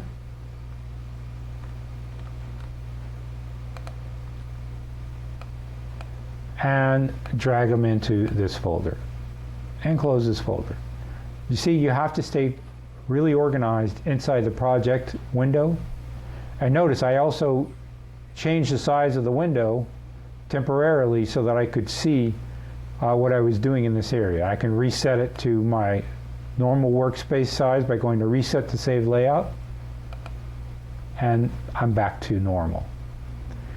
So we just saw how you can import media into a project. Now we're going to see how you can export media from one project to another project. So Adobe Premiere Pro is very flexible because what we're dealing with inside the program is just pointers to the clips. That's why all this media management is important, because we're not dealing with the actual media files. The media files sit by themselves on a drive in a folder that you determine. What we're doing now is we're doing a bunch of work over here. Remember the recipe, we're creating the recipe, and the recipe just points back to that hard drive with all the media clips. So it's very flexible what we can do with all these pointers. Now, for example, we can export from one project into another project. And we already opened two projects at once, so we've got this new project 17 with the Andrea Sweeney clips in there. I'm gonna double click on one, and this is what it looks like. I'm gonna go ahead and save this new project as Lesson 17 WIP 3. So we don't get confused, because I made some changes. And we had seen earlier that I can have two projects open at the same time. So I'm going to go ahead and open project. I'm going to open project lesson 1 WIP 2. And it's giving me the link media window because we moved the asset folder, remember?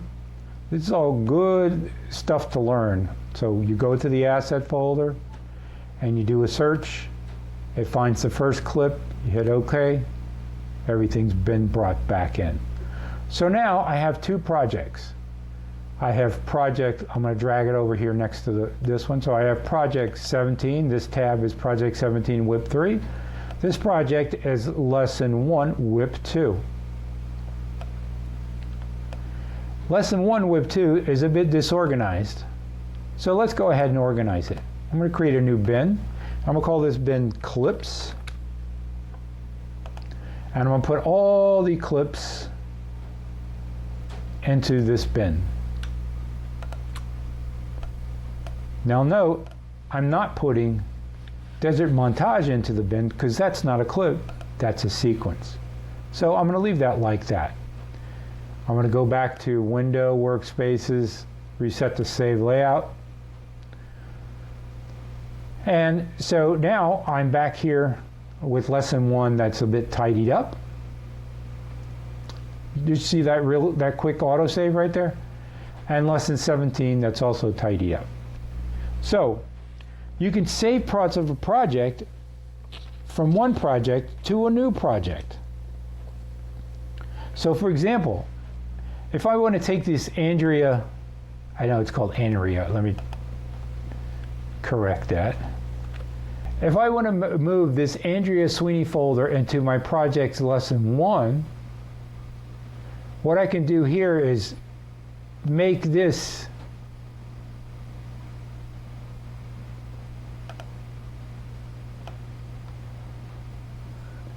a floating panel.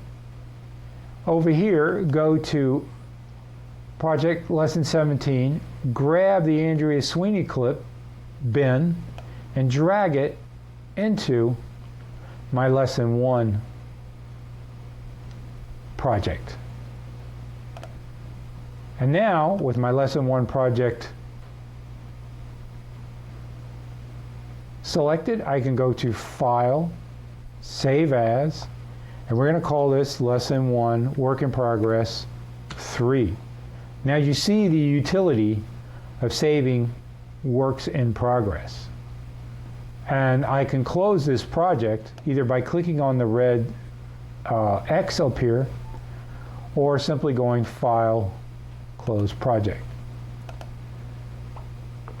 But let's say we have a project here called Lesson 17 WIP 13 that's got several different parts to it. It's got theft unexpected. It's got something about Seattle here, Seattle skyline. Not sure what that's all about. It's got sequences about this scene here. And now it has Andrea Sweeney clips as well. So let's say you want to take part of this project and you want to split it out into its own new sub-project in a way. You could do that by clicking, for example, on the Andrea Sweeney file folder, going File, Export, Selection as Premiere Project. It's going to create a brand new project, but only with that media folder. And I'm going to drop it onto my desktop, and it's going to call it Lesson 17 WIP 3 Exported. So it's not the same as archiving it in the project manager. This is just taking a part of that lesson and exporting it. Save that. Take a look at my desktop now, and it saved this project file. Note, it does not have a folder, it does not have a bunch of media around it. It just saved that particular project file. Now, why would you want to do that? Let's say you're cutting a documentary. Your documentary is an hour long. Instead of making a edit that's an hour long, which would be crazy and unmanageable, what you want to do is you want to create small segments and then piece them together later. That's called an assemble. An assemble edit is when you have all these little pods that you then connect together, and that makes your final edit. That's the way to approach a large project. I would not recommend cutting anything bigger than 5 minutes as part of one simple project. You want to create sub-projects. And so this is one way of doing that. You could create your massive general project just at the beginning that has all your media files in it and has your script and your timeline and all that kind of stuff in it. And then you could create sub-projects that are going to be your pods, and you can work on them separately. So for example, if I double-click on Lesson 17 Exported, it brings in only Lesson 17 Exported, which is only the Andrea Sweeney files. Now, it looks like I still have all the other stuff too, but that's because Lesson 17 WIP in Progress 3 is still open. If I close this, you'll see it got rid of everything. And this is all that is in the Lesson 17 WIP exported. There isn't even a sequence. It's just these clips that I exported to its own standalone project file. Very convenient. It's very important to work in a modular fashion this way, because otherwise things can get unwieldy. And a great sort of golden rule in editing is that you want to divide and conquer. So you basically want to take something that's big and you want to cut it into small modular pods. And these modular pods, you can focus on one pod at a time, and then once you get that one pod done, you can move to the next pod, and then at the end you do what's called an assemble. You put the pods together, and then you can export your entire movie. Again, that is another professional tip. Don't try to edit your whole movie all at once. Cut it up into bits and pieces, and do the bits and pieces, and then reassemble it later. Even if you're doing a short piece, say something for Instagram, you might have somebody talking on screen, and then you might have a bunch of graphics flying around. Well, you can cut that into two pieces. You can do the on-camera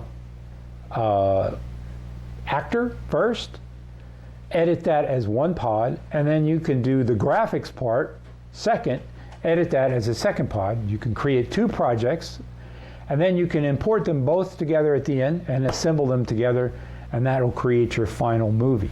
So that is a good way to work, and it's going to make your life a lot easier than trying to do everything all at once. So let's go ahead, and I'm going to go ahead and close this newly created project here. And so we're back on the home screen. And I'm going to go ahead and open Lesson 1, Work in Progress 3. And it remembers the layout on the workspace from when I saved it.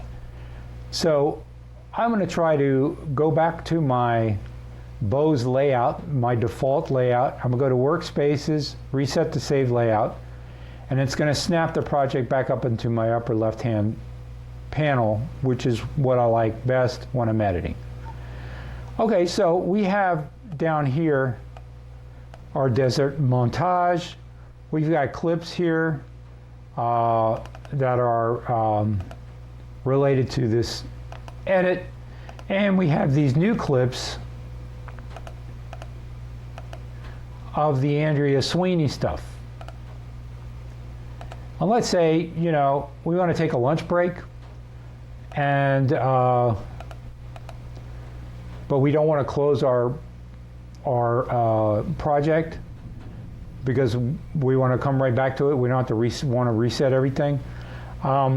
Just to make sure that in case you have a cat or a child, they don't come and poke around on your keyboard and mess things up, you can go right here to that green pencil and turn on the lock. This will lock your project where you can no longer drag a clip, for example, you can no longer delete a clip, you can no longer rename a clip, you can double click on a clip, but you can't rename it. You can no longer make any edits here. You see, it will not allow me to make an edit. Basically, the interface is locked. So that's a good tip. It's good to know that you can do that, and it might prove useful every now and again. Okay, so to start this part, if you don't already have it open, I want you to go ahead and open Lesson 1, Work in Progress 3.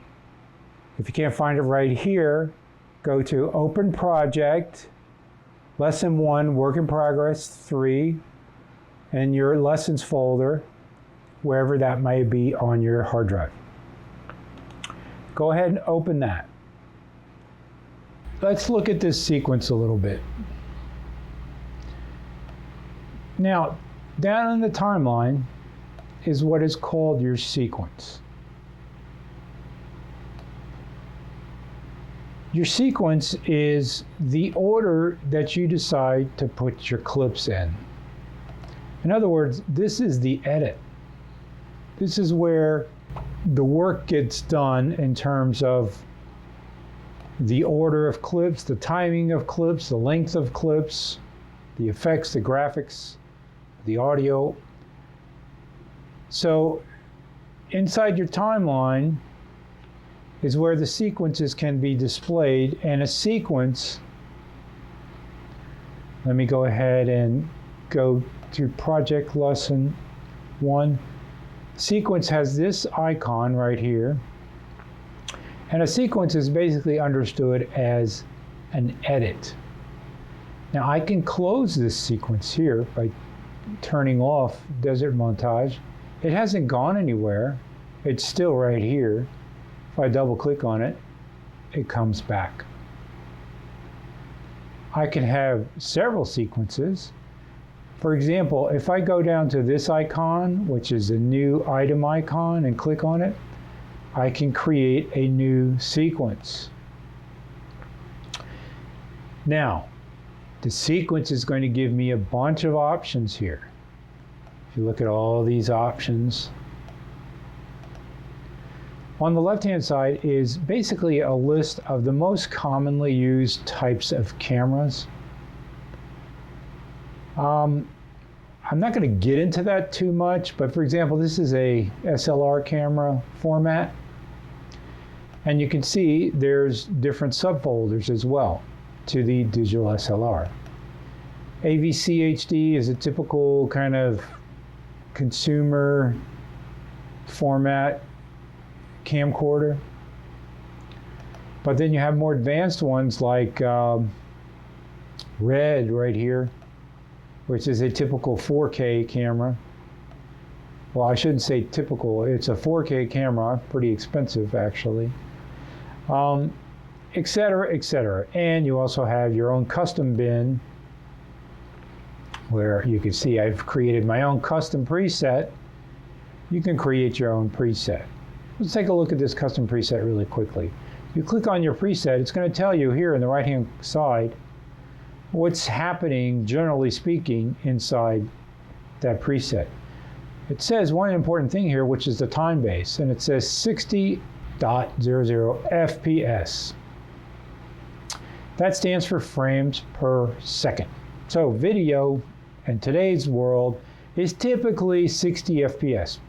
You can edit in 60 FPS, absolutely acceptable, and you probably do, but don't be surprised if you see 50 FPS as a setting. The frame size, that has to do with the actual dimensions of the picture. So you have the vertical dimension and the horizontal dimension. The horizontal dimension is given first, 1920. 1080 is the vertical dimension. Again, 60 frames per second. The aspect ratio of the pixel is square pixels. I'll get into that in a second, and progressive scan. So a bunch of stuff there. And I just created a new sequence by hitting OK called Sequence 1. So this Sequence 1 now, note, if you look at the frame rate here, it's got a different frame rate from the Desert Montage. Desert Montage is 29.97. The Sequence 1 I just created is 60 FPS. So this is another area where it's easy to get tripped up. Generally speaking, it's a movable feast. In today's day and age, you can have videos that only have 12 frames per second. You can have a video that has 1 frame per second if you want to, or 3 frames per second, or 120 frames per second. Because it's all digital now, things have become much more fluid. So you can change a lot of different parameters, and it can get confusing fairly quickly. So video comes in all shapes and sizes, especially with things like social media, obviously. Instagram is more of a square format or a vertical format. So you have the frames per second, which is sort of the speed, and then you have the format, which is what, like I was saying over here, 1920 by 1080. For example, SD used to stand for standard definition, which was used for TV formats prior to 2010. It's still used today sometimes, but it's pretty rare. Now we have HD, which stands for high definition, but wait, HD is misleading because it can mean different things depending on the use. So many different formats can claim to be HD. You can have 720 by 1080, you can have 1280 by 1080, you could have 1920 by 1080, 1280 by 720, or even maybe a 4K format, which is 4096 by 2160. It's sort of, like I said, it's a movable feast. 2K is typically 1920 by 1080. That's the size of this sequence that I just created. So I'm going to rename this sequence by clicking here and calling it 2K. And if I double click on it, it's going to be empty because I didn't put anything in it. But note that now in my timeline, I have two sequences. Let's go get an Andrea Sweeney clip. Did I rename one Andrea Raps? I did, but maybe I didn't save it. Anyway, let's grab this first clip and try to drop it into this 2K timeline. Now it's going to say clip mismatch warning. Now, why is that? Well, if I take a quick look up here, this clip is shot in 24 frames per second. This is 60 frames per second. So there's a mismatch here. The clip does not match the sequence settings. Change the sequence to match the clip settings. You can change the sequence settings, or you can keep the existing settings. If I keep the existing settings, note that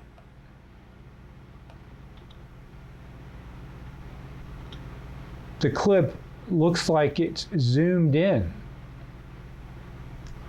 And if I go to my effects controls, clip on the clip, and look at the motion tab,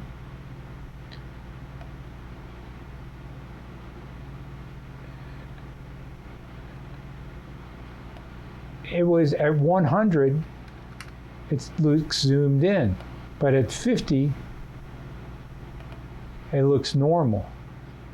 That's because this clip is twice the size of this 2K sequence.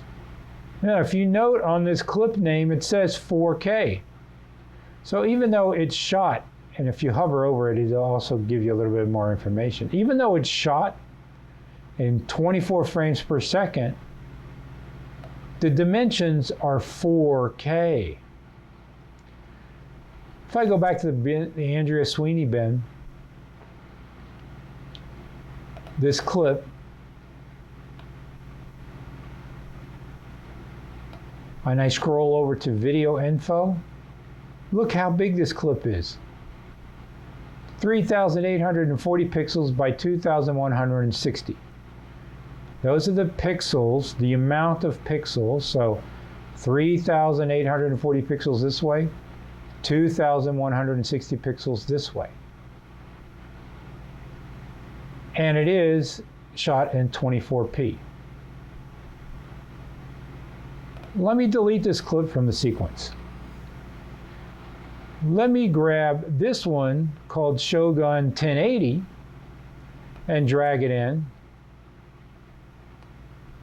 It also says there's a mismatch, but this mismatch has to do with the frames per second and not the dimension. So if I hit keep existing settings, you can see that if I click on this and go to effects controls and zoom out, actually 100 is the right dimension. I know we didn't see effect controls yet, but basically your effects live inside this effect controls tab. And that has to do with your position, your scale, your opacity, and any kind of effects that you add into here. But we'll get to that later. So I'm going to delete this, and I'm going to go back to this 4K clip. I'm going to drag it in, but this time, instead of hitting keep existing settings, I'm going to hit change sequence settings.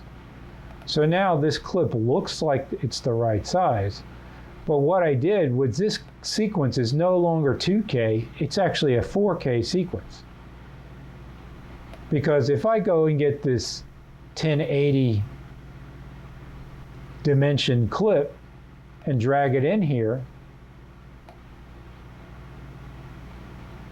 and look at it, you see how much smaller it is? I didn't change the size of that clip. That's the size it was shot at. But now it's inside a 4K sequence. So it looks twice as small. This looks like it's the right size. This looks like it's twice as small. Again, I'll get rid of these two. Drag in the Shogun clip into here. Oh, wait. I'm going to delete that. I'm going to delete this sequence because now my sequence is 4K. So I'm going to delete that. And I'm going to create another sequence, 60 FPS 2K. Open it. Double click on it. Go to my bin. Now if I get the 4K clip and drag it in, it's going to say keep existing settings or change the sequence settings. This time I'm going to keep the existing settings. This clip's going to look zoomed in, and I'll drag this clip in, and that clip's going to look normal. Zoomed in, normal. That's because my sequence or my edit is now 2K and not 4K. So those differences in format have to do with what's called conforming. In other words, you have the sequence, which is your edit, which is the container of your edited movie. And the clips can be small, they can be big, they can be fast, they can be slow, they can be 24 frames per second, they can be 60 frames per second, they can be vertical, they can be square. But your movie is whatever you set your sequence to. So that's why it's important to determine what you want to set your sequence settings to. Now, we set this sequence by creating a new sequence and deciding right here to use this custom setup. If I wanted to change this custom setup, I could go to settings, and here I can change from 60 frames per second to 50, which you might be more familiar with in Britain. 25, 24, 29.97, it gets confusing. This is the frame size, which I can change. Pixels can not only be square, but they can be all kinds of other dimensions. I know, also confusing. And here, right here, you have another item which is called the fields. Now what this has to do with is on a camera setting, you'll see oftentimes if I go to DSLR 1080p, or these are all progressive. Let's go to AVCHD. You'll see 1080i versus 1080p. Now what does that mean? Well, the I stands for interlaced and the P stands for progressive. Interlaced is a legacy format that used to be used in television. You know the scan lines on television? That's interlacing. Progressive is a format that was developed for computers, and so because now we have many more computer screens than TV screens, the prevalent format is progressive scan. Your iPhones, your computer screens, and even your TVs now are all mostly in progressive scan. So you will see 1080p typically. The P stands for progressive. You will see I sometimes, and that stands for that setting of interlaced. Fields has to do with interlacing. If you put no field, you'll see it says progressive scan. But if you are working with legacy formats, you might have to select a field mode. I'm not going to get into that any more than that, but that's what the P and the I stand for. Now, you can also change the timecode format. You can put it to frames if you're doing animation, or leave it at frames per second. The working color space, we're not going to really look at that. Just leave it at the default, which is great. These other things, we're also not going to really look at that too much unless we come back to it for some audio stuff.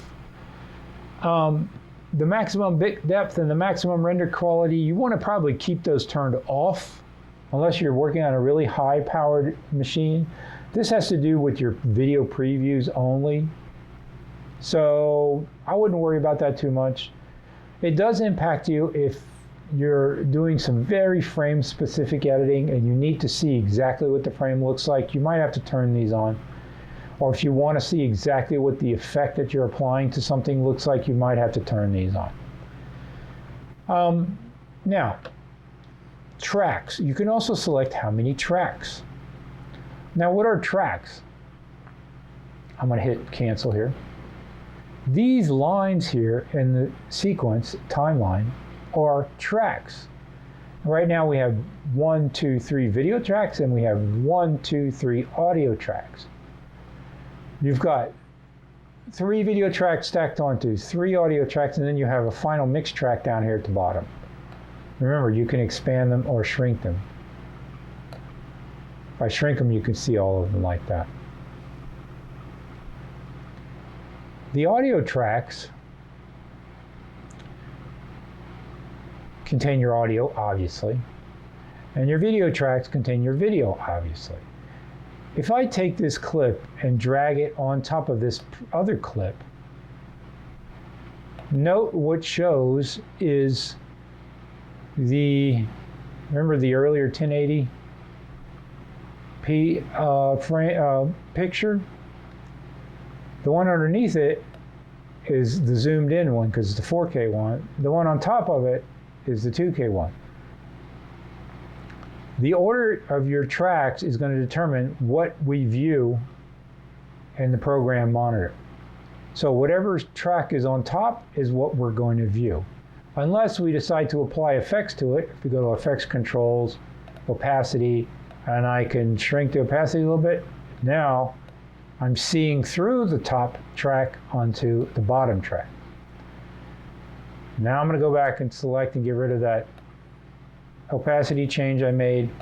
But generally speaking, the video tracks stack on top of each other and you see what's on the top track first. Or you see what's on the top track, unless I do a cutaway by dragging this here, then you'll see it'll cut from that view to that view. That's because it was viewing this clip and then it started viewing this clip. So I can get rid of that by doing Control Z. These tracks then can be determined at startup when you create a new sequence.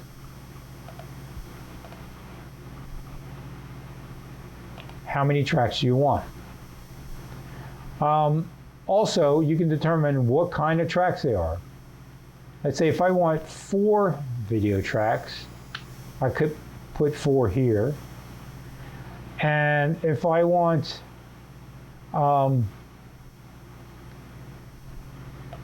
to edit in 5.1 stereo surround sound, I could select it here. But I'm not going to because we're not going to do that. Basically, you can make your tracks mono or stereo. These are all audio types of things that you can do for your tracks as well. VR video, we're not going to do that. That's 360 video. We're not doing that today. So hit OK, and now notice my sequence has 4 video tracks. 1, 2, 3, 4. That's, in a nutshell, a little bit about formats. There's a little bit more to know about it. In addition to the size and the frame rate, there's something called the codec. And the codec stands for coder decoder. And what that means is, I'm sure you've heard of the difference between MP4s and QuickTime and .movs versus .avis. Those are all codecs. And a codec is basically a numerical algorithm that encodes that video file. So without getting into the weeds too much with it, it's the way your video file is compressed. It is important to understand. Some codecs are more sort of high resolution, and other codecs are lower resolution. And high resolution versus lower resolution is a little bit different from high definition versus standard definition. But generally, they kind of go hand in hand. High resolution means there's more pixels and there's more frames as per your video. Low resolution means there's less pixels and there's less frames as per your video. But again, it's such a movable feast that can mean any combination of those things. Frame rates, dimensions of your video, and the codec as well. So these are really things that as an editor you're going to need to know. Generally speaking, as a rule of thumb, you want to try to keep all your media files in the same format if possible. Okay, it's not always possible. Notice here in the Andrea Sweeney folder, we've got 4K stuff next to 2K stuff. But they have labeled it 4K, and they have labeled this 1080. So that gives us a little bit of an indication. And here's one that's 720. It's going to be even smaller. If I try to drag this one in, keep existing settings, this clip is even smaller. So these are things you have to watch out for. Now, in Adobe Premiere Pro, the fact that these are actual links to your media files allows you to move things around inside a sequence. For example, I could select this clip, go to Effects Control, go to Motion, open that up, and increase the scale, 150 to 148, whatever, that's close enough. That's going to mean that, oh yeah, I can see it inside the frame here. But once you render this out, as per your output, you export this video, this media file has actually been zoomed into. So you might have some resolution issues. It might get kind of blurry or jaggedy. So just because you can do something inside a sequence doesn't mean it's going to look good when you export the file. So as a general rule of thumb, you want to try to keep your original media files as close as possible to your final export format as you need it. So what that means for an editor is that means that what you want to do is you want to work backwards. In other words, you need to find out before even you start editing, before even you start shooting, you need to find out what are the deliverables. What does your client want to display this on?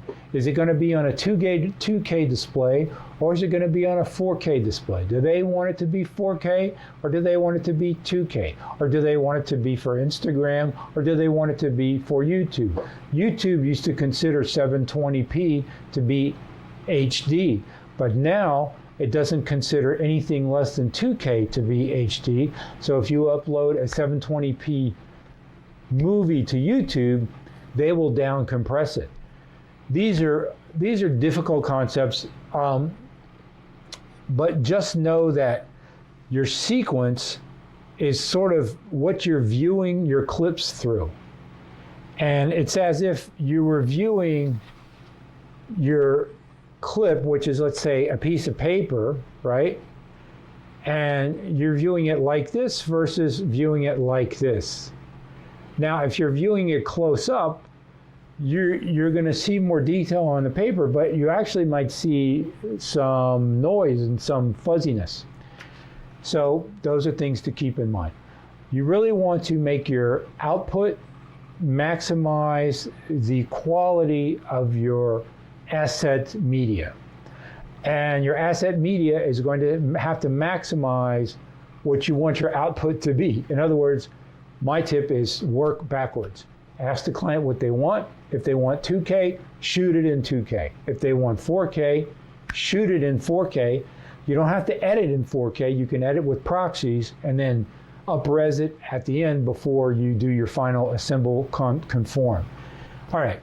So it's essential to find out before you start editing what use your client will have for the video, where they will displaying it, then determine what the specs of that display system is and set your project to match it. Okay, you want to get very confused? Go to this Wikipedia entry on 4K resolution and get very confused. So in order to address this issue, with all the different formats and all the different codecs, Premiere Pro is what's considered format agnostic. In other words, you can bring in 4K files into a 2K project or sequence. You can actually have 3 different formats. I'm going to go ahead and delete this black space here by clicking on it and hit the /. By the way, the tracks are expandable vertically. You can make them taller. You can make them smaller. You can do that also over here. So what I did is I hovered over that line and dragged it. If you do shift drag, it's going to make all the tracks bigger. Shift drag makes all the tracks smaller. Same with the audio tracks. Shift drag, shift drag. I'll bring this back down. So now I have 3 clips that are 3 different formats inside my same sequence. That's because Adobe Premiere Pro is format agnostic. It'll run with whatever you give it. So I've got my 4K clip going here, and then it jumps to my 2K clip, and then it jumps to my 720p file.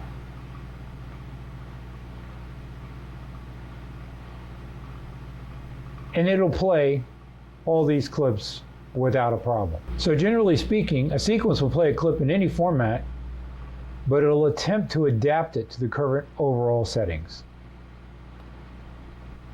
In terms of the frame rate, what it's going to do is it's going to match the frame rate of the sequence. So if you have something that was shot in 24 frames per second, but your sequence is 60 frames per second, Adobe Premiere Pro is going to have to interpolate new frames. So it does that with, there's just all kinds of special magic that goes on in the background. It calculates intermediate frames, but that might result in a little bit of jerky motion. And if you do end up with jerky motion, that might be the reason why. You might have a 24 frame per second clip inside a 60 frame per second edit. As you can see, a sequence can play clips that have different formats to them and that have different frame rates to them and different codecs. So now I'm going to go ahead and close this project. By the way, up here I have 4 tabs: the project, lesson 1, and the bin, Andrea Sweeney, the source, and the effects controls. I'm going to close the bin by going like this. And I always like to keep it pretty tidy. So I leave the source panel open because that's my selected clip. And the effects control I typically leave open because when you start laying in transitions and different effects, it's convenient to have it right there. So I'm going to go ahead and save this as We've made some changes. Lesson 01, work in progress 4, and that's going to be the last lesson 01 that we save because we're going to close it now.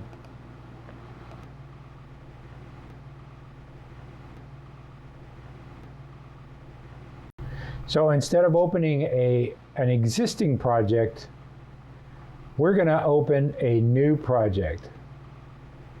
Up until now, we've done open project. Now we're going to set up a new project. This is lesson 2, page 38 in the book. So click on new project. On the left side, you've got essentially your computer's hard drive, home, desktop, documents. Now, remember my class files are in Adobe Class Lessons. These are the old lessons. And it doesn't let you open a project file simply because it's prompting you to create a new project file. But if I go to my assets folder and I open video and audio and double click on the Andrea folder, my video files come up as preview clips. This is very similar to the way they preview inside the project file. But we haven't created a project yet. You can change the size of the thumbnails right here, make them very small. And you can make it a list view. On the right-hand side, Copy Media copies the media files you have selected and places them in a location of your choice. And then Premiere Pro will use copies instead of the original files. That can be sometimes useful if your media is spread out over several drives and you want to consolidate it onto one drive. We're not going to do it here. New bin creates a new bin in the project where the clips can be organized. So let's go ahead and create that and give it a name. Andrea Sweeney. And then here you can create a new sequence and it will match the first clip that you select. So if I select a 4K clip, the new sequence is going to be a 4K sequence. If I select a 2K clip or 1080 clip, the new sequence is going to be a 1080 sequence. I'm going to go ahead and import all of these clips.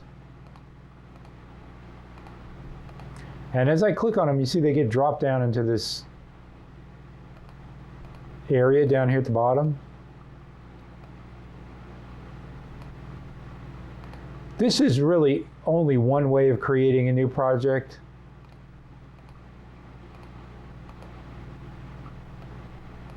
And it's sort of a new feature on the new Premiere Pro versions.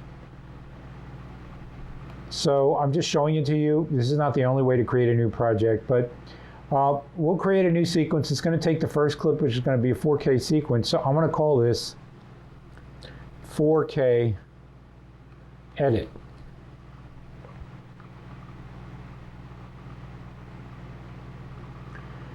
We need to change the name, so I'm going to call this, the book says to call it First Project. I'll call it First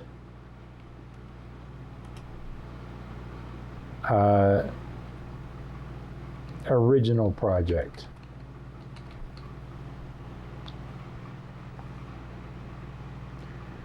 Now you want to click the location of where you want it to save. I'm going to save it. I guess we can save it inside the lessons file, lessons folder, Adobe Class Lessons. That'll be just fine. So I'm going to go ahead now all the way down here at the bottom right. I'm going to go ahead and click Create. And it created a new project called First Original Project. And if I go and look in my Lessons folder, First Original Project is right there. I did not copy the clips over, so they're still in the same location. But the sequence that was created down here, I'm going to hit /, took all the clips and laid them into this sequence. Now, if I scrub through this sequence, you're going to see they're all going to have different sizes. And the Andrea stuff is smaller. These buildings are larger. This is zoomed in. This is zoomed out. So all these clips have different sizes, but if I hit play, or if I hit L and double L, you can see they all play seamlessly. Except there, did you see how it got stuck? That's because this is a 4K clip that will not play back seamlessly depending on what kind of computer setup you have. And on my computer, it's not playing back seamlessly when I'm fast forwarding. It's just kind of stuttering. These clips play okay, but the 4K clips stutter a little bit. See, there you go. See, that stutters again. Now, one of the reasons it stutters is because of this yellow bar here at the top of the sequence is indicating that these clips will attempt to play in real time, but may have dropped frames.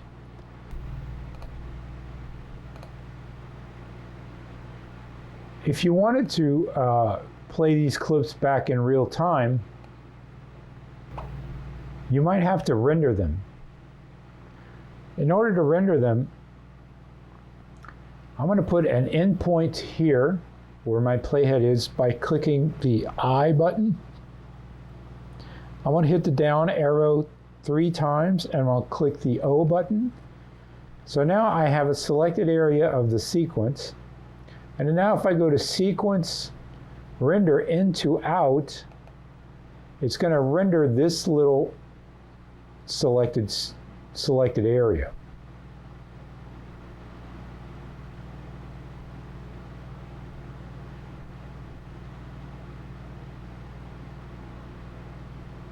And notice that the yellow bar turned green. So if I go to my endpoint, Shift I, press the space bar, now all this is going to play seamlessly because I've basically created a preview clip. Remember we looked at that earlier? So I've created a video preview clip. Now if I go back to File, Project Settings, Scratch Disks, it's reset my video previews to be in the same folder as the project, which is Adobe Class Lessons. So if I go into my Adobe Class folder, go to Lessons, I've got Adobe Premiere Pro video previews. And now I have the video preview here for First Original Project. You see it created a bunch of video previews, and it also created a bunch of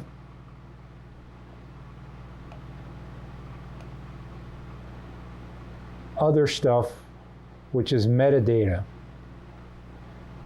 All these metadata files are what you created in the background as well.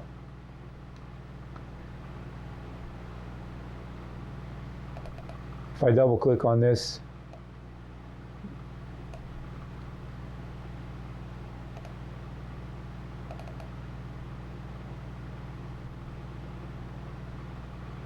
it shows that I have basically rendered one of those Andrea Sweeney clips. Adobe Premiere Pro video previews folder can get full pretty quickly. This is also a reason why I don't like it to be in the same folder as the lessons or the projects. So I typically, in Premiere Pro, go to Project Settings, Scratch Disks, Video Previews, and I'll browse and I'll put them somewhere else. In this case, on the desktop. And there's a video folder right there. And that allows me to not have that project folder encumbered with a bunch of preview files. Also, it allows me to, at the end of the day, I can take this Adobe Premiere Pro video preview folder and I can basically send it to the trash, as well as the audio one. What I don't want to trash is the autosaves. And then I can go ahead and empty the trash and save a bunch of space on my disk.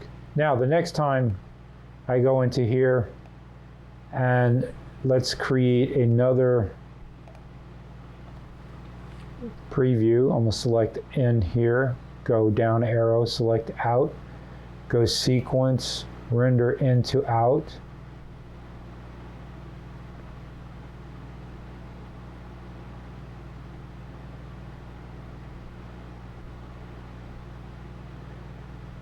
The bar is green now. This video preview has been created.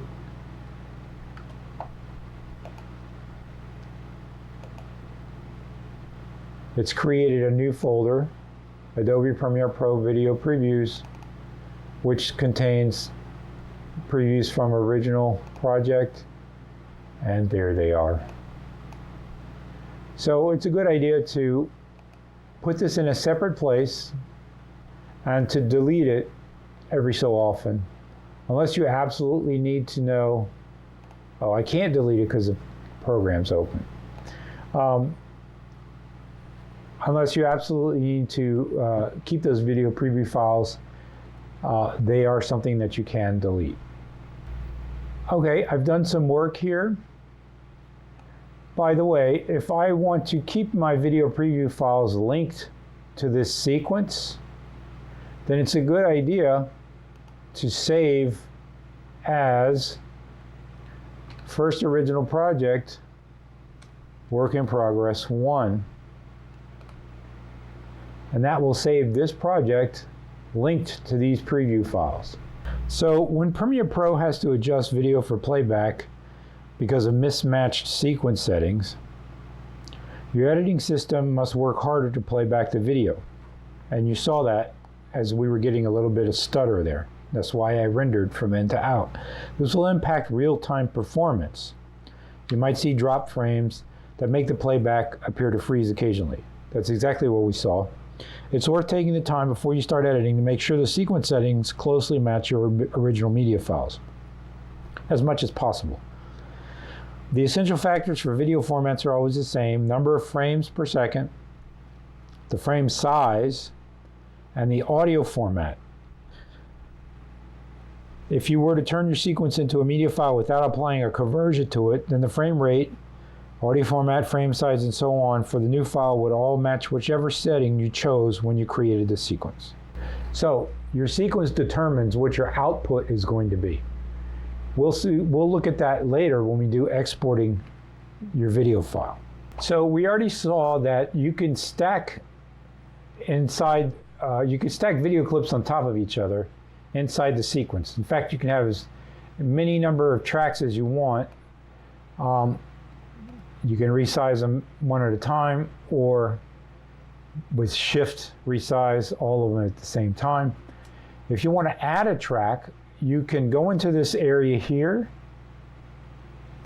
and right click and add a track. You see, I just added a 4th track. Remember, you can stack clips on top of other clips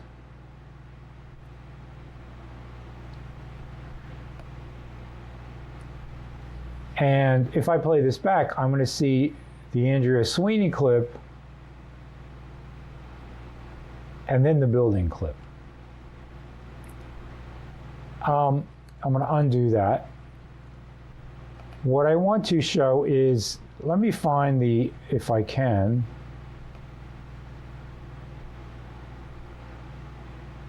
here it is, this Andrea Sweeney clip, and I'm going to stack this one on top of this clip. Now notice there's something funky happening with the audio right there. We're not going to pay attention to that right now. I just want you to focus on the video portion of this clip. Notice that my green went away.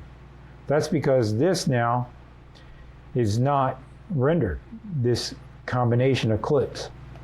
If I put my playhead on top here, we can see both clips stacked on top of each other, but because the Andrea Sweeney clip is a 720p clip, and the clip underneath it is a 4K clip, the Andrea Sweeney clip is smaller than the one underneath it. So you can see the clip underneath it. When you stack clips on top of each other, it's sort of like stacking a deck of cards. The topmost card is the card you're going to see unless you punch a hole in it. In this case, the topmost card is the card we're seeing, except that because it's smaller than the bottommost card, we can see the card underneath it. So that's a good thing to remember. This is how you create effects, or picture-in-picture, which is what we've done here. Now let's say you wanted to punch a hole into this top card here. Yeah, let's punch a hole in it. This is where I can go to, I can select my top clip, go to Effect Controls, and now I have a bunch of options in Effect Controls, motion, opacity, and time remapping as far as the video and audio, volume, channel volume, and panner. I'm going to open the opacity, and I'm going to, if I drag the opacity down, it's going to basically make a fade or dissolve. And if I play this back, the clip is half dissolved. But I can do something else. I can leave it at 100. And right here on the top here are 3 options to create what's called a mask. I'm going to select the 4-point polygon mask. And notice what it's done. It's basically gotten rid of everything in the clip except for what's inside this mask. And if I click and drag one of these blue boxes here, you can see I can actually reveal more of my clip. Remember, this is the topmost layer that I'm revealing. And it'll play back like that. But now I have sort of these slanted edges. Now, I could do that, or I could go here and go to invert it, and now it's going to punch a hole in the middle instead of reveal what's inside the mask. It's going to reveal what's outside of the mask. So I can punch a hole in the topmost layer. That's basic masking. And you have the option to select a rectangle, which then you can drag. If I click right here on mask and hit delete, that gets rid of my mask. If I click on ellipse, it creates sort of a circle type of mask. And you can move it by clicking and dragging on it. So now I can play something that looks like this. There are other options that you can do to the mask. You can feather the edge, which makes it soft. Right? You can fade what's inside the mask. And of course you can invert it. So those are just a little bit of your masking options inside the opacity tab. So I'm going to hit delete, select mask 1, hit delete. So I just wanted to show you basically how these clips stack on top of each other. In the effects control tab, if I click on motion, I get position, scale, rotation, anchor point, anti-flicker, all this kind of stuff. The position basically allows me to move the clip from left to right or from up to down. And I can also scale it by grabbing one of these side dots. If I hover over the edge, I also get the option to, oh, you see I clicked outside of the video, and now I don't have that. I've actually selected the one underneath it. So I need to go back into my sequence and select the one on the top and select position, and then I've got it back. If I go over here to my motion tab and click on rotation,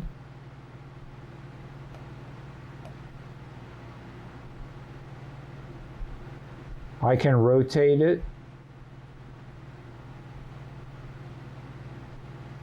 And the anchor point is this little X in the middle, which I can move. And then when I rotate, it rotates around that anchor point.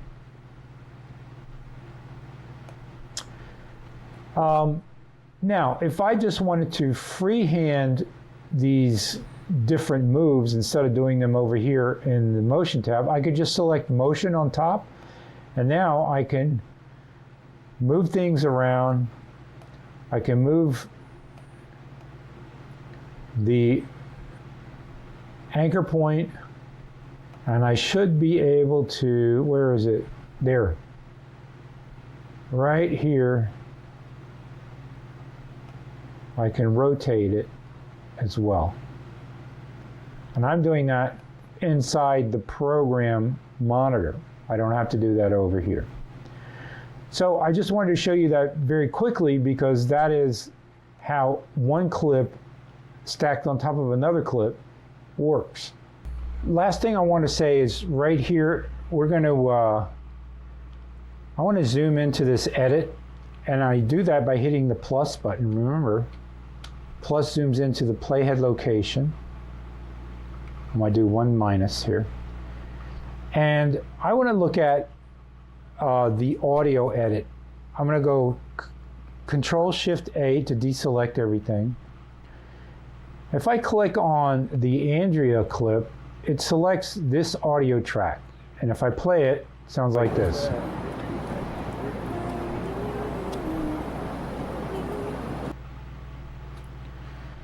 Now notice that it got rid of the audio portion of the building track, which was this. So in order to restore that, I'm going to go Control-Shift-A, deselect everything. What I want to do is I want to drag this audio track down to audio track 2. So I could just click it and drag it. Now, it did an overwrite, so basically got rid of the previous building audio track. But I can, again, Control-Shift-A. I can just recover it by doing this. Remember, this is my V tool selection. I hover to the edge of the clip. I get this little arrow pointing thing. And with snapping turned on, it snaps right back to the beginning of this clip edit. Now, this little edit that I have between my in point and my out point,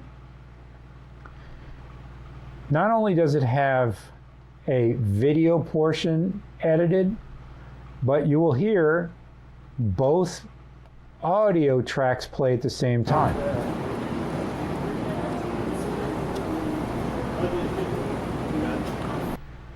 So video stacks on top of itself, and you can't see the track underneath it unless you punch a hole in the track above it. But audio mixes. So both audio tracks will blend together and mix together. And if I scrub it, you'll hear both of them. We'll look at that more in detail later, but just know that to create audio mixes, there is a window right here called Audio Track Mixer, and if I turn that on, and if I play this clip back, you will see here's audio track 1, which is this track here. Here's audio track 2, which is the building track. Audio track 3 doesn't have anything in it. And then here's the master mix, which is the mix track on the bottom. If I hit play, you'll see the levels that you can adjust then later this way as well. Okay, that's going to be it for this lesson. We're pretty much done with lesson A. We covered a lot. I know we covered a lot today, but I just wanted to put a lot of that stuff out there right at the front, especially the media management stuff is super important to get a handle on that. My recommendation is to do this lesson over again at your own leisure and take it slow. Take it bit by bit. Again, divide and conquer as with the lessons as well as with your editing. Take little chunks, assimilate that, and move forward little by little. That'll get you to where you want to go. The best advice is to, in order to go fast, go very slow. And eventually you will get better and better at it, and you will eventually go so fast that you'll amaze yourself. Learn the keyboard shortcuts, JK and L, spacebar, /, things like that, plus and minus. And with the peace of mind and knowing that your media management is in order, you can focus on being creative with your edit. And that's what I want to impart to you. And also you can deliver professional products for your customers. All right, that's it for lesson 8, and I'll see you in the next lesson.